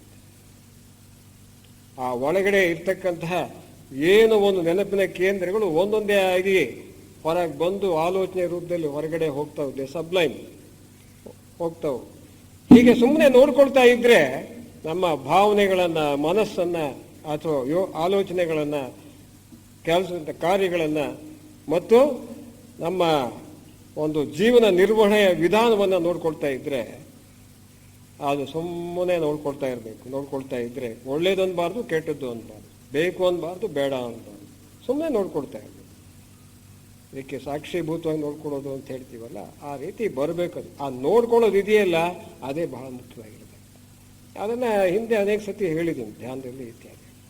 ಅದು ನೋಡ್ಕೊಂಡಾಗ ಮಾತ್ರ ಒಳಗಡೆ ಇದ್ದಕ್ಕಿದ್ದಂಗೆ ದಿಢೀರ್ ಬದಲಾವಣೆ ಆಗುತ್ತೆ. ಆಮೇಲೆ ನಾವು ಅನೇಕ ವಸ್ತುಗಳ ಜೊತೆಗೆ ಒಂದು ಸಂಬಂಧವನ್ನು ಬೆಳೆಸಿರ್ತೀವಿ, ಜನಗಳ ಜೊತೆಗೆ ಸಂಬಂಧವನ್ನು ಬೆಳೆಸಿರ್ತೀವಿ. ಅದೇ ಹೆಂಡತಿ ಮಕ್ಕಳು ಇರ್ತಾರೆ, ಸ್ನೇಹಿತರು ಹೊರಗಡೆ ಎಲ್ಲ ಇರ್ತಾರೆ. ಅನೇಕ ವಿಚಾರಗಳ ಜೊತೆಗೆ ನಾವು ಸಂಬಂಧವನ್ನು ಬೆಳೆಸಿರ್ತೀವಿ. ನಾವು ಅವುಗಳನ್ನು ಕೂಡ ಆ ಸಂಬಂಧ ನಡೀತಾ ಇರಬೇಕಾದ್ರೆ, ಒಬ್ಬ ವ್ಯಕ್ತಿ ಜೊತೆಗೆ ಸಂಬಂಧ ನಡೀತಾ ಇರಬೇಕಾದ್ರೆ, ಮಾತುಗಳು ನಡೀತಾ ಇರಬೇಕಾದ್ರೆ ಸುಮ್ಮನೆ ನೋಡ್ತಾ ಇರಬೇಕು. ಇದು ಇದು ಒಳ್ಳೇದು ಅನ್ಬಾರ್ದು, ಕೆಟ್ಟದ್ದು ಅನ್ಬಾರ್ದು. ಅವನೇನೋ ಹೇಳ್ತಾರೆ, ಹಿಂಗಲ್ಲ ಕಣೆ ಹಂಗೆ ಅಂತ ಹೋಗ್ಬಿಟ್ರೆ ಆಯಿತು. ಪೂರ್ತಿ ಅವನ ಒಂದು ವಿಚಾರವನ್ನು, ಸತ್ಯವನ್ನು ನಾವು ನೋಡ್ಕೊಳ್ಳೋದಕ್ಕೆ, ಅದು ಕಂಡುಕೊಳ್ಳೋದಕ್ಕೆ ಸಾಧ್ಯ ಆಗೋದೇ ಇಲ್ಲ. ಸುಮ್ಮನೆ ಕೇಳ್ತಾ ಇರಬೇಕು ಸಾಕ್ಷೀಭೂತವಾಗಿ. ಯಥಾರ್ಥ ದರ್ಶನ ಅಂತ ಹೇಳ್ತಾರೆ ಅದನ್ನು ಉಪನಿಷತ್ತುಗಳು. ಆ ರೀತಿ ನೋಡ್ಕೊಳ್ಳೋದು ಬಂದರೆ ಅವರೇ ಧನ್ಯ. ಆಲೋಚನೆಗಳನ್ನು, ಭಾವನೆಗಳನ್ನು ಆ ರೀತಿ ನೋಡ್ಕೊಳ್ಳೋದು ಬಂದರೆ ಅವರೇ ಧನ್ಯ ಅಂತ ಹೇಳ್ತಾರೆ ಜೆ.ಕೆ. ಅವರು. ಆ ಸ್ಥಿಮಿತತೆ ಬರಬೇಕು. ಇದಕ್ಕೆ ಚಾಯ್ಸ್ಲೆಸ್ ಅವೇರ್ನೆಸ್ ಅಂತ ಕರಿತೀವಿ.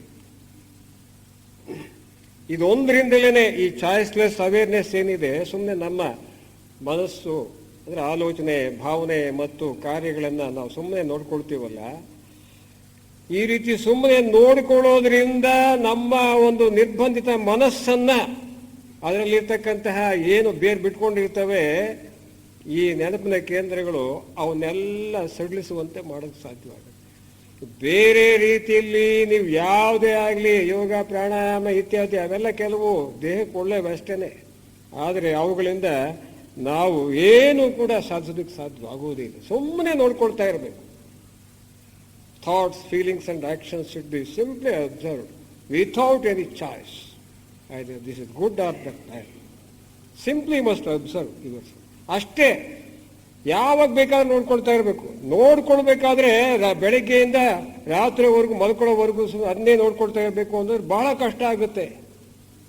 ಬಹಳ ಕಷ್ಟ ಆಗುತ್ತೆ ಅಲ್ವೇ? ಈಗ ಏನಾದರೂ ಒಂದು ಕೆಲಸ ಮಾಡಬೇಕಾದ್ರೆ ಅದು ತಲ್ಲೀನರಾಗಿ ಕೆಲಸ ಮಾಡಬೇಕು. ನಾವು ಯಾವ ಕೆಲಸನೇ ಮಾಡಲಿ ತಲ್ಲೀನತೆಯಿಂದ ಮಾಡಬೇಕು. ಅದಾಯಿತು. ಕೆಲಸ ಮಾಡಿದ್ಮೇಲೆ ಸುಮ್ಮನೆ ಇರ್ತೀವಲ್ಲ, ಅನೇಕ ಆಲೋಚನೆ ಬರ್ತಿರ್ತವೆ. ಆಲೋಚನೆಗಳು ಸುಮ್ಮನೆ ನೋಡ್ಕೊಳ್ತಾ ಇರಬೇಕು. ಇವಾಗ ರಾತ್ರಿ ಎಲ್ಲ ಹಗಲಲ್ಲಿ ಯಾವಾಗಲೂ ನೋಡ್ಕೊಳ್ತಾ ಇರ್ಬೋದು. ಬಸ್ನಾಗ ಹೋಗ್ತಿರ್ಬೇಕಾದ್ರೆ, ನಡ್ಕೊಂಡು ಹೋಗ್ತಿರ್ಬೇಕಾದ್ರೆ, ಕೂತ್ಕೊಂಡಾಗ ಎಲ್ಲಿ ಬೇಕಾದ್ರೆ ನೋಡ್ಕೊಳ್ಬೋದು. ಆದರೆ ರಾತ್ರಿಯಿಂದ ಇದು ಬೆಳಿಗ್ಗೆಯಿಂದ ರಾತ್ರಿವರೆಗೂ ನೋಡ್ಕೊಳ್ಳೋದು ಕಷ್ಟ ಆಗುತ್ತೆ. ಅದಕ್ಕೆ ಅದು ಬಹಳ ಟಿಡಿಯಸ್ ಜಾಬ್. ಅದು ಇಟ್ಸ್ ಅನ್ ಆರ್ಡಿಯಸ್ ಜಾಬ್. ಆದ್ರಿಂದ ಅದಕ್ಕೇನು ಹೇಳ್ತಾರೆ ಜಯ ಕೃಷ್ಣಮೂರ್ತಿಯವರು, ನೋಡ್ಕೊಳ್ಳೋದು ಅಂತಂದ್ರೆ ವಾಚ್ ಯುವರ್ ಮೈಂಡ್ ಅಂತ ಹೇಳ್ತಾರೆ. How to watch your mind? You play with watching ಅಂತ ಹೇಳ್ತಾರೆ. ಪ್ಲೇ ಅಂತ ಅಂದ್ರೆ ಆಟ ಆಡು.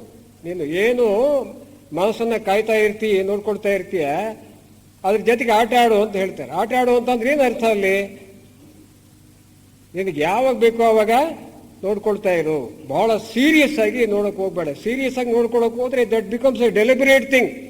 ಉದ್ದೇಶಪೂರ್ವಕವಾಗಿ ನೋಡ್ಕೊಂಡಂಗೆ ಆಗುತ್ತೆ. ಬಹಳ ಹಗುರವಾಗಿ ನೋಡ್ಕೊಳ್ತಾ ಇರು ಅಂತ ಹೇಳ್ತಾರೆ. ಇದು ಯಾವಾಗ ಬೇಕೋ ಆವಾಗ ನೋಡ್ತಾ ಇರು. ಸುಮ್ಮನೆ ನೋಡ್ತಾ ಇರ್ಬೇಕಷ್ಟೇ. ತಿರ್ಗಾ ಏನೇನು ಮಾಡಿಕೊಡುದು. ಇಷ್ಟೇ ಸಾಧನೆ ನಮ್ದು. ಆದರೆ ಅದು ಬಹಳ ಕಷ್ಟ. ಅದು ತಿಳ್ಕೊಂಡ್ಮೇಲೆ ಮಾಡೋಕ್ಕೆ ಶುರು ಮಾಡಿದ್ಮೇಲೆ ಅಷ್ಟೇ ಸುಲಭ ಅದು. ಯಾಕೆಂದ್ರೆ ಅದ್ರ ಕಡೆ ಗಮನವೇ ಹರಿಸಿರಲ್ಲ. ಭಗವದ್ಗೀತೆಯಲ್ಲಿ ಹೇಳಿರೋದು ಅಥವಾ ಅದ್ರಾಗ ಹೇಳಿರೋದು ಇದ್ರಾಗ ಹೇಳಿರೋದು ಬರೀ ಅವಂದೇ ಇದು ಮಾಡ್ತಾ ಇರ್ತೀವಿ ನಾವು. ಸುಲಭ ಅಂತ ಹೇಳಿದ್ರೆ ಯಾರು ಮಾಡಕ್ಕೆ ಹೋಗೋದಿಲ್ಲ, ಅದಕ್ಕೆ ಟೈಮೇ ಇಲ್ಲ ಅಂತ ಹೇಳ್ತಾರೆ. ಸುಮ್ಮನೆ ನೋಡ್ಕೋಬೇಕು, ಆಡ್ತಾ ಆಡ್ತಾ ನೋಡ್ಕೋಬೇಕು. ಹಾಗೆ ನೋಡ್ಕೊಂಡ್ರೆ ಅದು ಸಾಧ್ಯವಾಗುತ್ತೆ ಅಂತ. ಆವಾಗ ಹೊಸ ಮನಸ್ಸು ಬರೋದಕ್ಕೆ ಸಾಧ್ಯವಾಗುತ್ತೆ. ನಿರ್ಬಂಧಿತ ಮನಸ್ಸು ಹೋಗಿ ಹೊಸ ಮನಸ್ಸು, ಅನಿರ್ಬಂಧಿತ ಮನಸ್ಸು ಬರೋದಕ್ಕೆ ಸಾಧ್ಯವಾಗುತ್ತೆ. ಸುಮ್ಮನೆ ನೋಡ್ಕೊಳ್ತಾ ಇರಬೇಕು. ಎಲ್ಲ ಒಳಗಡೆ ಕಸ ಎಲ್ಲ ಹೊರಗೆ ಹೋಗ್ತಾ ಇರಬೇಕು. ಅದು ಎಷ್ಟು ದಿವಸ ಆಗುತ್ತೋ ಹೋಗ್ಲಿ. ಅದು ನಾನು ಒಂದು ಕಡೆ ಕೂತ್ಕೊಂಡು ಧ್ಯಾನ ಮಾಡ್ತೀನಿ ಅಂತ ಹೇಳಿಬಿಟ್ಟು ಅದನ್ನೇ ಒಂದು ರಾತ್ರಿ ಅರ್ಧ ಗಂಟೆ, ಬೆಳಿಗ್ಗೆ ಅರ್ಧ ಗಂಟೆ ಆ ರೀತಿ ಮಾಡಿಕೊಡುದು ನಿರ್ಬಂಧನೆ ಆಗುತ್ತೆ. ಅದೇನು ಅಂತ ಅಂದ್ರೆ ಅಭ್ಯಾಸ ಮಾಡ್ತಾ ನಾನು ಮಾಡಿಲ್ಲ ಅಂತ ಅಂದ್ಕೋಬೇಕು. ಉಂಡು ಉಪವಾಸಿ ಬಳಸಿ ಬ್ರಹ್ಮಚಾರಿ ಅಂತ ಹೇಳ್ತಾರೆ ನೋಡಿ ಕೃಷ್ಣನ್ನ. ಹಾಗೆ ನಾವು ಮಾಡ್ಬೇಕಾದ್ರೆ ನಾವು ಮಾಡಿಯೂ ಮಾಡ್ದಂಗೆ ಇರಬೇಕು.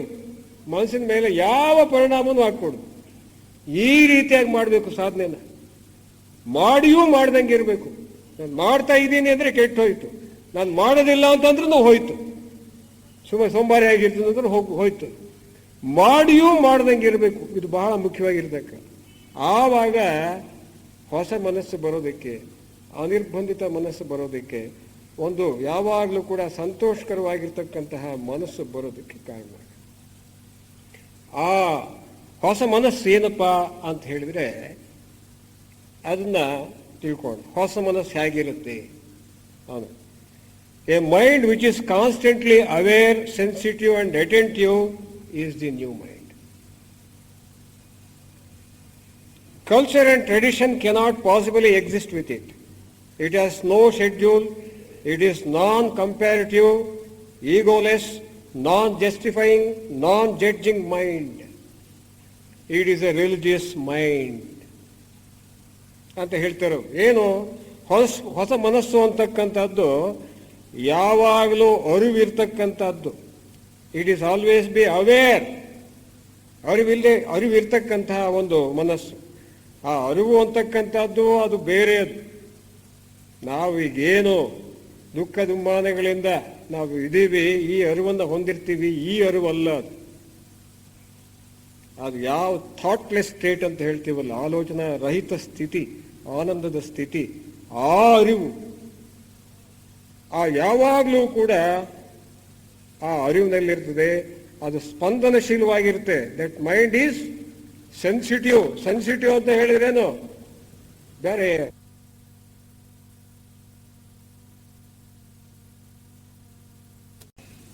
ಈ ಹಳೆಯ ಮನಸ್ಸಿನ ಜನ ಯಾವಾಗಲೂ ಇರ್ತಾರೆ. ಈಗ ಇನ್ನು ಕೆಲವಾರು ಶತಮಾನಗಳಾಗಬೇಕು ಅದು ಪರಿಪೂರ್ಣತೆಗೆ ಬರಬೇಕಾದ್ರೆ. ನಮ್ಮಲ್ಲಿ ಈಗ 6ನೇ ಮಹಾವಂಶಕ್ಕೆ, ಈಗ 5ನೇ ಮಹಾವಂಶ ಆಗ್ತಾ ಬಂತು, ಇನ್ನು 600 ವರ್ಷಕ್ಕೆ 6ನೇ ಮಹಾವಂಶ ಪ್ರಾರಂಭವಾಗುತ್ತೆ. ಅಲ್ಲಿ ಹೊಸ ಮಾನವರು ಹುಟ್ಟೋದಕ್ಕೆ ಪ್ರಾರಂಭವಾಗ್ತಾರೆ ನಮ್ಮ ಥಿಯಾಸಫಿ ಪ್ರಕಾರ. ಎಲ್ಲಿ? ಆಸ್ಟ್ರೇಲಿಯಾ, ಕ್ಯಾಲಿಫೋರ್ನಿಯಾ ಮತ್ತು ನ್ಯೂಜಿಲೆಂಡ್, ಅಲ್ಲಿ ಹೊಸ ಮಾನವರು ಹುಟ್ಟೋದಕ್ಕೆ ಪ್ರಾರಂಭವಾಗ್ತಾರೆ. ಇಡೀ ವಿಶ್ವದಾದ್ಯಂತ ಆಗಬೇಕಾದ್ರೆ ಇನ್ನು ಎಷ್ಟು ಸಾವಿರಾರು ವರ್ಷ ಆಗಬೇಕು ಅದು ಬೇರೆ. ಪ್ರಾರಂಭ ಅಲ್ಲಿ ಆಗುತ್ತೆ, ಹೊಸ ಮಾನವನ ಪ್ರಾರಂಭ 6ನೇ ಮಹಾವಂಶದಿಂದ ಪ್ರಾರಂಭವಾಗುತ್ತೆ. ಆ ಹೊಸ ಮಾನವನ ಹೊಸ ಮನಸ್ಸು ಏನೀಗ ಅದು ವಿಚಾರ ತಿಳ್ಕೊಂಡಿದ್ದೀವಿ. ಆ ಹೊಸ ಮನಸ್ಸನ್ನು ಹೊಂದಿರತಕ್ಕಂಥ ಮಾನವನೇ ಹೊಸ ಮಾನವ. ಕ್ರಿಸ್ತ, ಬುದ್ಧ ಇಂಥವರಾಗಲೇ ನಮಗೆ ತೋರಿಸಿ ಹೋಗಿದ್ದಾರೆ ಹೊಸ ಮನಸ್ಸು ಹೇಗಿರುತ್ತೆ, ಹೊಸ ಮಾನವ ಹೇಗಿರ್ತಾನೆ ಅಂತ. ಶಾಂಪಲ್ಲು ಅದರಲ್ಲಿ ನಾವು ಅದನ್ನು ಅರ್ಥಕೋಬೇಕಾಗಿ ಇದೆ. ನಾವು ಅವರಂತೆ ಹೊಸ ಮನಸ್ಸನ್ನು ಪಡೆದು ಹೊಸ ಮಾನವರಾಗಬೇಕಾಗಿದೆ, ಪೂರ್ಣ ಮಾನವರಾಗಬೇಕಾಗಿದೆ. ಆ ಕಾಲ ಸನ್ನಿಹಿತವಾಗಿದೆ, ನಮ್ಮಿಂದಲೇ ಪ್ರಾರಂಭವಾಗಬೇಕಾಗಿದೆ. ಈಗ ಹಳೆ ಮನುಷ್ಯ ಏನು ಮಾಡ್ತಾ ಇದ್ದಾನೆ? ಜಾಗತಿಕ ಸಮಾಜ ಒಂದು ಕಡೆ ನಿರ್ಮಾಣ ಮಾಡ್ತಾ ಇದ್ದಾನೆ ಹಳೆ ಮನುಷ್ಯ. ಅದ್ರ ಜೊತೆಗೆ ಬಾಂಬುಗಳು ತಯಾರು ಮಾಡ್ತಾ ಇದ್ದಾನೆ, ಅಣು ಬಾಂಬುಗಳು ತಯಾರು ಮಾಡ್ತಾ ಇದ್ದಾನೆ. ಜೊತೆಗೆ ಜಾಗತಿಕ ಸಮಾಜನೂ ತಯಾರು ಮಾಡ್ತಿದ್ದಾನೆ, ಪ್ರಯತ್ನಿಸ್ತಾ ಇದ್ದಾನೆ, ಮತ್ತು ಪಕ್ಕದಲ್ಲಿ ಅಣು ಬಾಂಬುಗಳು ತಯಾರು ಮಾಡ್ತಾನೆ. ದ್ವಿಮುಖ ನೀತಿ ಈ ಒಂದು ಹಳೆ ಮನುಷ್ಯನಿಗಿದೆ. ಹೊಸ ಮನುಷ್ಯ ಮುಂದೇನು ಬರ್ತಾನೆ, ಹೊಸ ಮನಸ್ಸನ್ನು ಹೊಂದಿರತಕ್ಕಂಥವನು, ಅವನು ಬಾಂಬು ತಯಾರು ಮಾಡೋದಿಲ್ಲ, ಹೊಸ ಸಮಾಜನೂ ನಿರ್ಮಾಣ ಮಾಡೋದಿಲ್ಲ, ತಾನೇ ತಾನಾಗಿರ್ತಾನೆ. ಅದು ಹೇಗೆ ಅನ್ನೋದು ನೋಡಿ. ಈ ಹಳೆ ಮನುಷ್ಯ ಅಂತಕ್ಕಂಥವನು ಈಗೇನಿದ್ದಾನೆ, ಈ ಒಂದು ಬೇರೆ ಪ್ರಪಂಚದ ಕಡೆ ಯಾವಾಗಲೂ ಯೋಚನೆ ಮಾಡ್ತಾ ಇರ್ತಾನೆ. ಏನು ಸ್ವರ್ಗ ಅಂದ್ರೇನು, ಮುಕ್ತಿ ಅಂತ ಅಂದ್ರೇನು, ಮರಣಾಂತರ ಜೀವನ ಅಂತ ಅಂದ್ರೇನು, ಅದನ್ನು ಗಳಿಸೋದು ಹೇಗೆ ಅಂತ ಸಾಧನೆ ಮಾಡ್ತಾ ಇರ್ತಾನೆ ಹಳೆ ಮನುಷ್ಯ. ಹೊಸ ಮನುಷ್ಯ ಮುಕ್ತಿ ಬಗ್ಗೆನೂ ಹೋಗಲ್ಲ, ಮರಣಾಂತರ ಜೀವನದ ಬಗ್ಗೆನೂ ಹೋಗೋದಿಲ್ಲ. ಅವನು ಈಗಿನ ಜೀವನ ಏನಿದೆ, ಪ್ರಸ್ತುತ ಜೀವನ ಏನಿದೆ, ವರ್ತಮಾನ ಜೀವನ ಏನಿದೆ, ಅದರ ಬಗ್ಗೆ ಮಾತ್ರ ಅದರಲ್ಲಿ ತಲ್ಲೀನಾಗಿರ್ತಾನೆ ಹೊಸ ಮಾನವ ಮುಂದೆ ಬರ್ತಕ್ಕಂಥವು. ನಮ್ಮಲ್ಲೂ ಕೆಲವರು ಆಗಲೇ ಈಗಿನ ಹುಡುಗರು ನಮಗಿಂತ ಬೇರೆ ಇದ್ದಾರೆ ಅಲ್ಲವ್ರೆ. ಈಗ ನಮ್ಮ ಮಕ್ಕಳು ಮೊಮ್ಮಕ್ಕಳು ಹಾಗೆ ಪೂರ್ತಿ ಆಗಲೇ ಬೇರೆ ಇದ್ದಾರೆ. ಹೋಗ್ತಾ ಹೋಗ್ತಾ ಹೊಸ ಮಾನವ ಆಗ್ತಾರೆ. ನಾವು ಹಿಂದೆ ಇದಾಗಿಬಿಡ್ತು ಅಂತಂದರೆ ಯಾರನ್ನ ನಮ್ಮವ್ರ ಜೊತೆಗೆ ಯಾರನ್ನ ಗುದ್ದಾಡ್ಬಿಟ್ರು ನಾವು ಹೋಗ್ಬಿಟ್ಟು ಶೆಡ್ ಹೊಡೆದ್ಬಿಟ್ಟು ನಿಂತ್ಕೊಂಡ್ಬಿಡ್ತಿದ್ವಿ. ಅವರು ಬರ್ತಾರೇನೀಗ, ಇವೆಲ್ಲ ಯಾತಕ್ಕೆ ಇವೆಲ್ಲ, ನೀವು ಬುದ್ಧಿ ಇಲ್ಲ ನಿಮಗೆ ಅಂತ ಹೇಳ್ತಾರೆ. ಅಂದರೆ ಆಮೇಲೆ ಹೋಗಪ್ಪ ಹಾಗೆ ಹೀಗೆ ಅವ್ರದ್ದು ದಾರಿನೇ ಬೇರೆ. ಆಗಲೇ ಪ್ರಾರಂಭವಾಗಿದೆ, ಆದರೆ ಇನ್ನೂ ಅಸ್ಪಷ್ಟ, ಇನ್ನೂ ಅಪರಿಪೂರ್ಣ ಆಗ್ತಾ ಇದೆ. ಹಳೆ ಮನುಷ್ಯ ಭಯದಿಂದ ದೇವರನ್ನ ಸೃಷ್ಟಿ ಮಾಡಿದ. ಯಾವಾಗಲೂ ಕಲ್ಪನೆಯಲ್ಲೇನೆ ಅವನು ಕಾಲ ಕಳೀತಾ ಇದ್ದಾನೆ. ಹೊಸ ಮನುಷ್ಯ ಮಾತ್ರ ಅವನು ಪ್ರೇಮ ಜೀವಿ, ದೇವರನ್ನ ಸೃಷ್ಟಿ ಮಾಡೋದಿಲ್ಲ. ಅವನು ನಾವೆಲ್ಲ ದೇವರು ಸೃಷ್ಟಿ ಮಾಡ್ಕೊಂಡಿದ್ದೀವಿ. 4 ಭುಜ ಇರೋ ಒಂದು ವಿಷ್ಣುವನ್ನ, ಆಮೇಲೆ ಜಟೆ ಇರ್ತಕ್ಕಂಥ ಶಿವನನ್ನ, ಅವರು ಇವನ್ನೆಲ್ಲ ನಾವು ಹೆಂಗ್ ಬೇಕೋ ಹಂಗೆ ಮಾಡ್ಕೊಂಡ್ಬಿಟ್ಟಿದ್ದೀವಿ. ನಾವೆಲ್ಲ ಸೃಷ್ಟಿ ಮಾಡ್ಕೊಂಡ್ಬಿಟ್ಟಿದ್ದೀವಿ. ಅವ್ರು ಯಾವ ದೇವರನ್ನು ಸೃಷ್ಟಿ ಮಾಡಲ್ಲ, ಯಾವ ದೇವ್ರಿಗೂ ಅವ್ರು ಕೈ ಮುಗಿಯಲ್ಲ, ಯಾವ ಕಂಡಿಗೂ ಇದು ಆ ಕಲ್ಲಿಗೂ ಕಾಯಿ ಹೊಡೆಯೋದಿಲ್ಲ. ಸುಮ್ಮನೆ ಇರ್ತಾರೆ ಅವರು ಅಷ್ಟೇ. ಅಂಥ ಮನಸ್ಸಿನ ಸ್ಥಿತಿ ಹೊಸ ಮನಸ್ಸಿನ ಸ್ಥಿತಿ ಅಂತಕ್ಕಂಥದ್ದು. ಹೊಸ ಮನುಷ್ಯ ಅಂತಕ್ಕಂಥವನು ಏನಿರ್ತಾನೆ, new man, he will not invent God, he will discover truth. ಹೊಸ ಮನುಷ್ಯ ಅಂತಕ್ಕಂಥವನು ದೇವರನ್ನ ಸೃಷ್ಟಿ ಮಾಡೋದಿಲ್ಲ, ಅವನು ಸತ್ಯವನ್ನ ಕಂಡುಕೊಡ್ತಾನೆ ಅಷ್ಟೇ. ಅವನು ಏನಿದೆ ಅಂತ ಹೇಳಿ ದೇವರ ಬಗ್ಗೆ ನಾವು ತಿಳ್ಕೊಂಡ್ರೆ, ನಮ್ಮ ಮಾಸ್ಟರ್ಸ್ ಏನಿದ್ದಾರೆ, ಥಿಯಾಸಫಿಕಲ್ ಮಾಸ್ಟರ್ಸ್ ಏನಿದ್ದಾರೆ, ಅವರ ಹೇಳಿರ್ತಕ್ಕಂಥ ವಿಚಾರಗಳನ್ನು ನಾವು ತಿಳ್ಕೊಂಡ್ರೆ ದೇವರುಗಳಿಗೆ ನಾವು ಪೂಜೆ ಮಾಡಕ್ಕೆ ಹೋಗೋದೇ ಇಲ್ಲ. ನಾವು ಸರಿಯಾಗಿ ನಾವು ತಿಳ್ಕೊಂಡಿಲ್ಲ. ಅದ್ರ ಬಗ್ಗೆ ನೆಕ್ಸ್ಟ್ ಯಾವಾಗನ್ನ ಬಂದಾಗ ಪ್ರಸ್ತಾಪ ಮಾಡೋಣ. ದೇವರು ಅಂತಕ್ಕಂಥದ್ದು ಕೇವಲ ಕಲ್ಪನೆ. ಆ ಪರಬ್ರಹ್ಮ ವಸ್ತು ಅಂತಕ್ಕಂಥದ್ದು ಪ್ರಶ್ನಾತೀತವಾದ ಒಂದು ಮಹಾಶಕ್ತಿ ಅದು. ಅದಕ್ಕೇನು ರೂಪ ಕೊಟ್ಟಿದ್ದೀವಿ, ಇದೆಲ್ಲ ಮಾಡಿದ್ದೀವಿ, ಅದು ನಮ್ಮ ಸೃಷ್ಟಿ. ಅದು ಯಾಕೆ ನಾವು ಒಬ್ಬರೇ ಇರೋಕ್ಕಾಗಲ್ಲ, ಭಯ ನಮಗೆ, ನಮ್ಗೆ ಕಾಯೋರೊಬ್ರು ಬೇಕಲ್ಲ. ಗಣೇಶನೋ ಅಥವಾ ಗಣೇಶನಂತೂ ಬಹಳ ಹೆಚ್ಚಿದು ಪ್ರತಿಯೊಂದು ಬೀದಿಗೂ ಇಲ್ಲೇನಾದರೂ ಮನೆ ಇತ್ತು, ಮನೆ ಎದುರಿಗೆ ದಾರಿ ಇತ್ತು ಅಂತಂದರೆ, ರೋಡ್ ಇತ್ತು ಅಂತಂದರೆ ಅಲ್ಲಿ ಗಣೇಶನ ಇಟ್ಬಿಡ್ತೀವಿ, ಕಾಯಪ್ಪ ನಮ್ಮನ್ನು ಕಾಂಪೌಂಡಾಗಿರ್ತದೆ. ಇದು ಎಷ್ಟು ಸ್ವಾರ್ಥ, ಇದು ಎಂಥ ಒಂದು ತಿಳಿಗೇಡಿತನ ಇದು. ಹಿಂಗೆಲ್ಲ ಇದೆ. ಹಳೆ ಮನುಷ್ಯ ನೇತಿ ನೇತಿ ಅಂದ್ಕೊಂಡು ಹೋಗ್ತಾನೆ, ಹೊಸ ಮನುಷ್ಯ ಈತಿ ಈತಿ ಅಂತ ಅಂದ್ಕೊಂಡು ಹೋಗ್ತಾನೆ. ಹಳೆ ಮನುಷ್ಯ ಏನು, ಸಂಸಾರ ಇದು ಒಂದು ಮಿಥ್ಯೆ, ಪ್ರಪಂಚ ಮಾಯೆ, ಇದು ಅದು ಅದಲ್ಲ ಇದಲ್ಲ ಇದಲ್ಲ ಅಂತ ಅಂದ್ಕೊಂಡು ಹೋಗ್ತಾನೆ. ಸಂಸಾರನ ಮತ್ತು ಪ್ರಪಂಚನ ಅಲ್ಗಳಿತಾ ಹೋಗ್ತಾನವನು. ಹಿಂದಿರ್ತಾನವನು, ಇಲ್ಲ ಅಂತಂದ್ರೆ ಮುಂದಿನ ಕಲ್ಪನೆ ಮಾಡ್ತಿರ್ತಾನೆ. ಈಗಿನ ಸ್ಥಿತಿಯಲ್ಲಿ, ವರ್ತಮಾನ ಸ್ಥಿತಿಯಲ್ಲಂತೂ ಈ ಹಳೆ ಮನುಷ್ಯ ಇರೋದಿಲ್ಲ. ಹಳೆ ಮನುಷ್ಯನ ಮನಸ್ಸು ವರ್ತಮಾನ ಸ್ಥಿತಿಯಲ್ಲಿ ಈಗ ಏನು ನಡೀತಾ ಇದೆ ಅನ್ನೋದ್ರಲ್ಲಿ ಇರಲ್ಲ. ಹಳೇದು ಯೋಚನೆ ಮಾಡ್ತಿರ್ತಾನೆ, ಇಲ್ಲಾಂದ್ರೆ ಮುಂದಿನ ಯೋಚನೆ ಮಾಡ್ತಿರ್ತಾನೆ, ಏನಾಗಬೇಕು ಅಂತ. ಆದರೆ ಹೊಸ ಮನುಷ್ಯ ಈಗಿಂದ ಏನಿದೆಯೋ ಅದನ್ನೇ ಯೋಚನೆ ಮಾಡ್ತಿರ್ತಾನೆ, ಅದ್ರ ಕಡೆ ಗಮನ ಅವನಿಗೆ. ಅವನು ಪ್ರಸ್ತುತದಲ್ಲಿ ವರ್ತಮಾನದಲ್ಲಿ ಜೀವಿಸ್ತಾನ ಹೊಸ ಮನುಷ್ಯ. New man lives in the present. New man lives in the present, unlike this old man who lives in the past or in the future. ಎಷ್ಟು ವ್ಯತ್ಯಾಸ ಇದೆ ಅಂದರೆ ಯಾರು ಪರಿಪೂರ್ಣರು ಅಂತಕ್ಕಂಥದ್ದು ನಮಗೆ ಗೊತ್ತಾಗಬೇಕು. ನಾವು ಯಾವ ಕಡೆ ಸಾಧನೆ ಮಾಡಬೇಕು ಅನ್ನೋದು ನಮಗೆ ಒಂದು ಗುರಿಯನ್ನು ಕೊಡ್ತಕ್ಕಂತಹ ಒಂದು ವಿಚಾರ ಇದು. ಹಳೆ ಮನುಷ್ಯ ತತ್ವ ಮತ್ತು ಧರ್ಮ ಇವೆಲ್ಲ, ದೇವರು ಆತ್ಮ, ಇದ್ರ ಬಗ್ಗೆ ಎಲ್ಲ ತಿಳ್ಕೊಂಡ್ಬಿಟ್ಟು ಏನು ಮಾಡ್ತಾನೆ, ಯಾರನ್ನ ಪ್ರಶ್ನೆ ಕೇಳಿದ ತಕ್ಷಣ ಉತ್ತರಗಳನ್ನ ರೆಡಿಯಾಗಿ ಇಟ್ಕೊಂಡಿರ್ತಾನೆ. ಭಗವದ್ಗೀತೆಯಲ್ಲಿ ಹಿಂಗೆ ಹೇಳುತ್ತೆ, ವೇದಗಳೆಲ್ಲ ಹಂಗೆ ಹೇಳುತ್ತೆ, ಆಮೇಲೆ ಅದರಲ್ಲಿ ಹಿಂಗೆ ಹೇಳುತ್ತೆ, ಇದರಲ್ಲಿ ಹಿಂಗೆ ಹೇಳುತ್ತೆ ಅಂತ ಕೋಟ್ ಮಾಡಿಬಿಡ್ತಾನೆ, ಮುಗೀತಾ ಅಷ್ಟು. ನೀನು ಹೆಂಗೆ ಹೇಳ್ತೀಯ, ನಿನಗೇನು ಅನುಭವ ಆಯಿತು, ಸುದ್ದಿನೇ ಇದೆ. ಆ ಹಳೆ ಮನುಷ್ಯನ ಜಾಡು ರೀತಿ, ಸಾಧನೆಯ ರೀತಿ ಅದೇ. ಅದರಿಂದ ಏನು ಪ್ರಯೋಜನ ಆಗುತ್ತೆ? ಪ್ರಶ್ನೆ, ಕ್ವಶನ್ ಆ್ಯಂಡ್ ಆನ್ಸರ್ಸ್ ರೆಡಿಯಾಗಿರ್ತಾವ ಅವನಿಗೆ. ಆದರೆ ಹೊಸ ಮನುಷ್ಯ ಯಾವುದನ್ನು ತೀರ್ಮಾನಿಸೋದಿಲ್ಲ, ಸುಮ್ಮನೆ ನೋಡ್ತಾ ಇರ್ತಾನೆ, ಅವನು ಸುಮ್ಮನೆ ವಾಚ್ ಮಾಡ್ತಾ ಇರ್ತಾನೆ.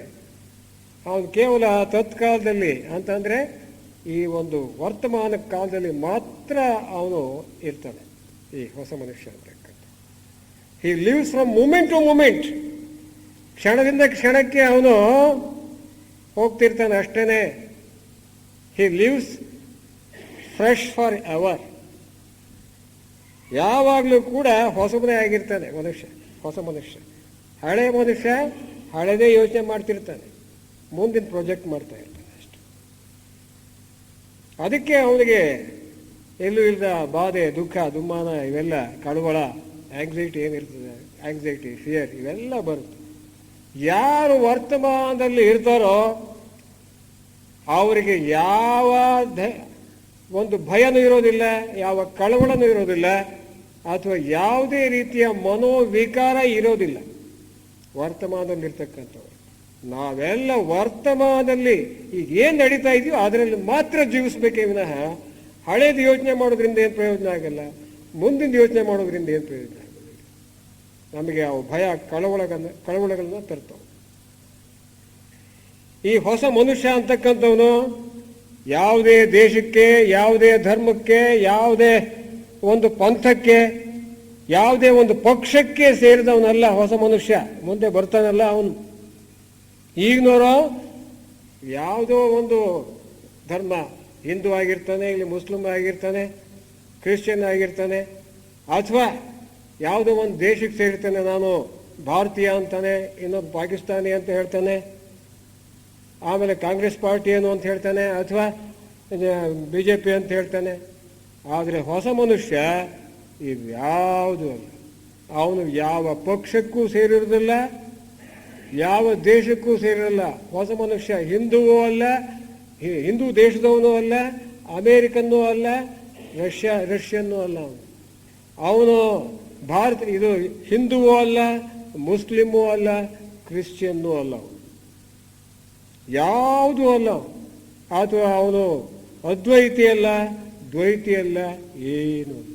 ಇವ್ಯಾವಕ್ಕೂ ಸೇರಿಲ್ಲ ಹೊಸ ಮನುಷ್ಯ. ಅವನಿಗೆ ನಂಬಿಕೆ ಕಲ್ಪನೆಗಳ ಮೇಲೆ ಅವನಿಗೆ ಏನು ಇಷ್ಟವೇ ಇಲ್ಲ. ಅವನು ಅವುಗಳನ್ನು ಆಧಾರವಾಗಿ, ನಂಬಿಕೆ ಆಗಲಿ ಕಲ್ಪನೆ ಆಗಲಿ, ಅವುಗಳನ್ನು ಆಧಾರವಾಗಿ ಇಟ್ಕೊಂಡು ಅವನು ಬಾಳೋದಿಲ್ಲ. ಪ್ರಸ್ತುತದಲ್ಲಿ ಏನಿರ್ತದೋ ಅದನ್ನು ಮಾತ್ರ ಅವನು ಇದು ಮಾಡ್ತಾನೆ. ಆಮೇಲೆ ಗ್ರಂಥ ಭಾರ ಏನಿದೆ, ಅವನ ಪುಸ್ತಕಗಳನ್ನ ಓದಿ ಓದಿ ಓದಿ ತಿಳ್ಕೊಂಡು ಏನಿರ್ತಾನೆ, ಪಂಡಿತನಾಗಿರ್ತಾನೆ ಹಳೆ ಮನುಷ್ಯ. ಹಾಗಿರೋದೇ ಇಲ್ಲ. ಇವನು ಯಾವುದನ್ನು ಹೆಚ್ಚಾಗಿ ಓದೋದೇ ಇಲ್ಲ. ಏನು ಬೇಕೋ ಅಷ್ಟು ಮಾತ್ರ. ಆಮೇಲೆ ಈಗ ಹಳೆ ಮನುಷ್ಯ ಅಂತಕ್ಕಂಥವನು ದೇವರನ್ನ, ಯುದ್ಧವನ್ನ ಸೃಷ್ಟಿ ಮಾಡಿದ. ಇವಾಗ ಹಳೆ ಮನುಷ್ಯ ಈ 3000 ವರ್ಷಗಳಲ್ಲಿ 5000 ಯುದ್ಧಗಳಾಗೋಗಿದೆ.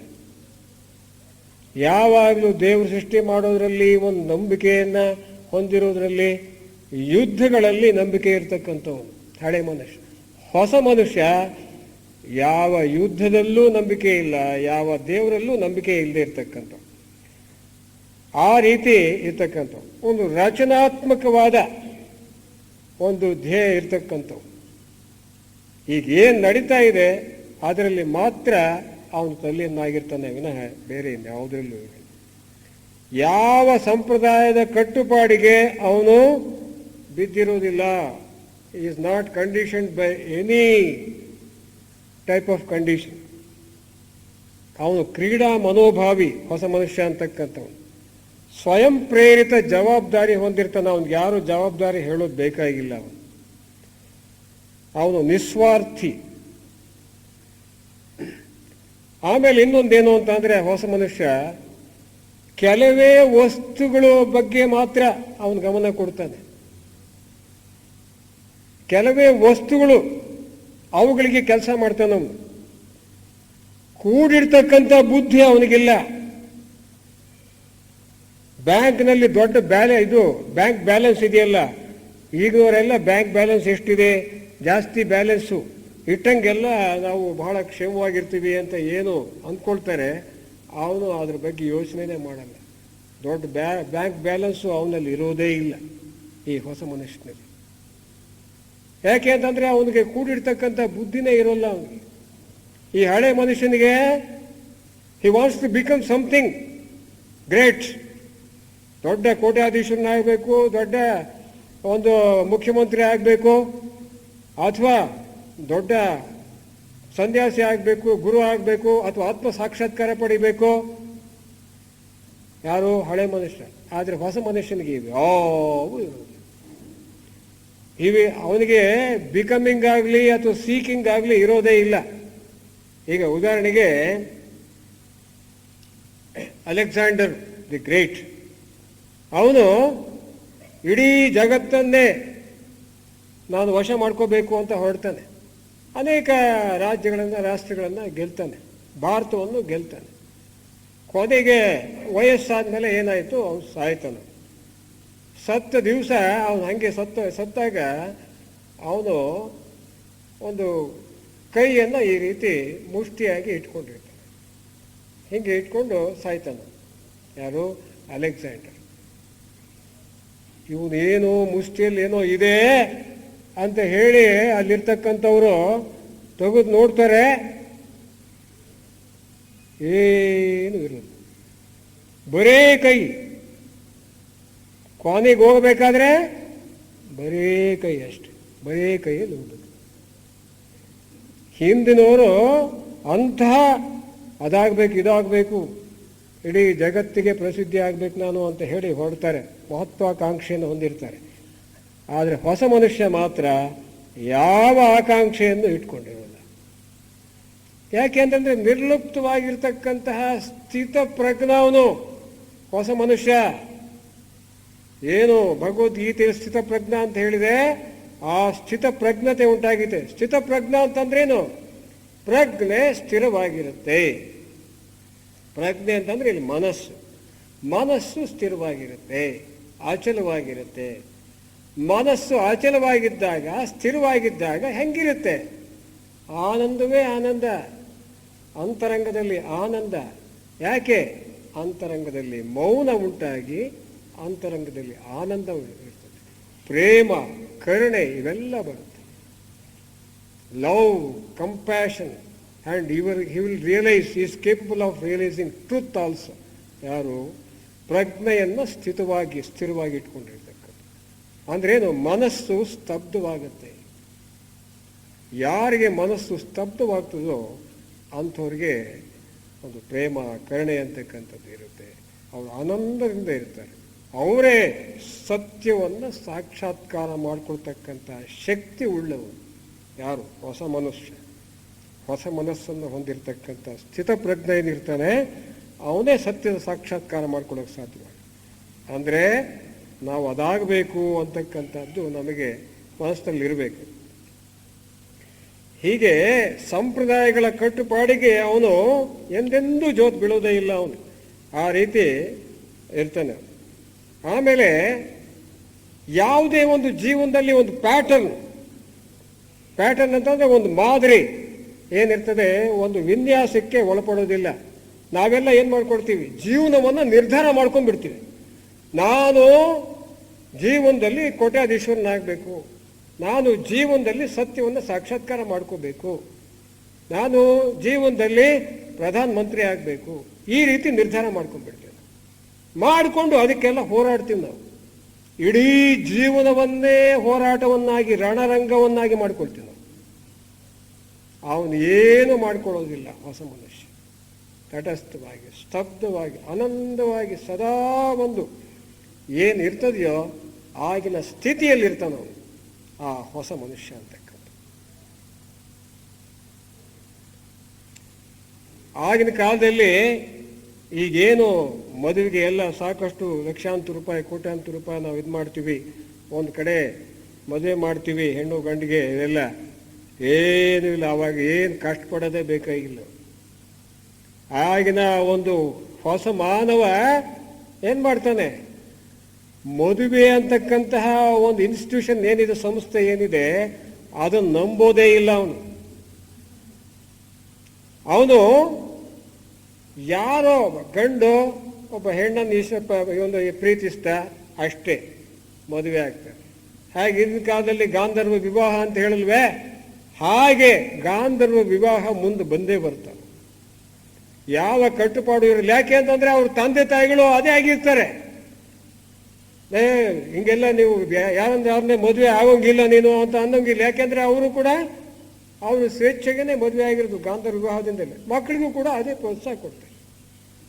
ಯಾಕೆಂದ್ರೆ ಅವರು ಹೊಸ ಮಾನವರೇ, ಅವ್ರ ಮಕ್ಕಳು ಹೊಸ ಮಾನವರು.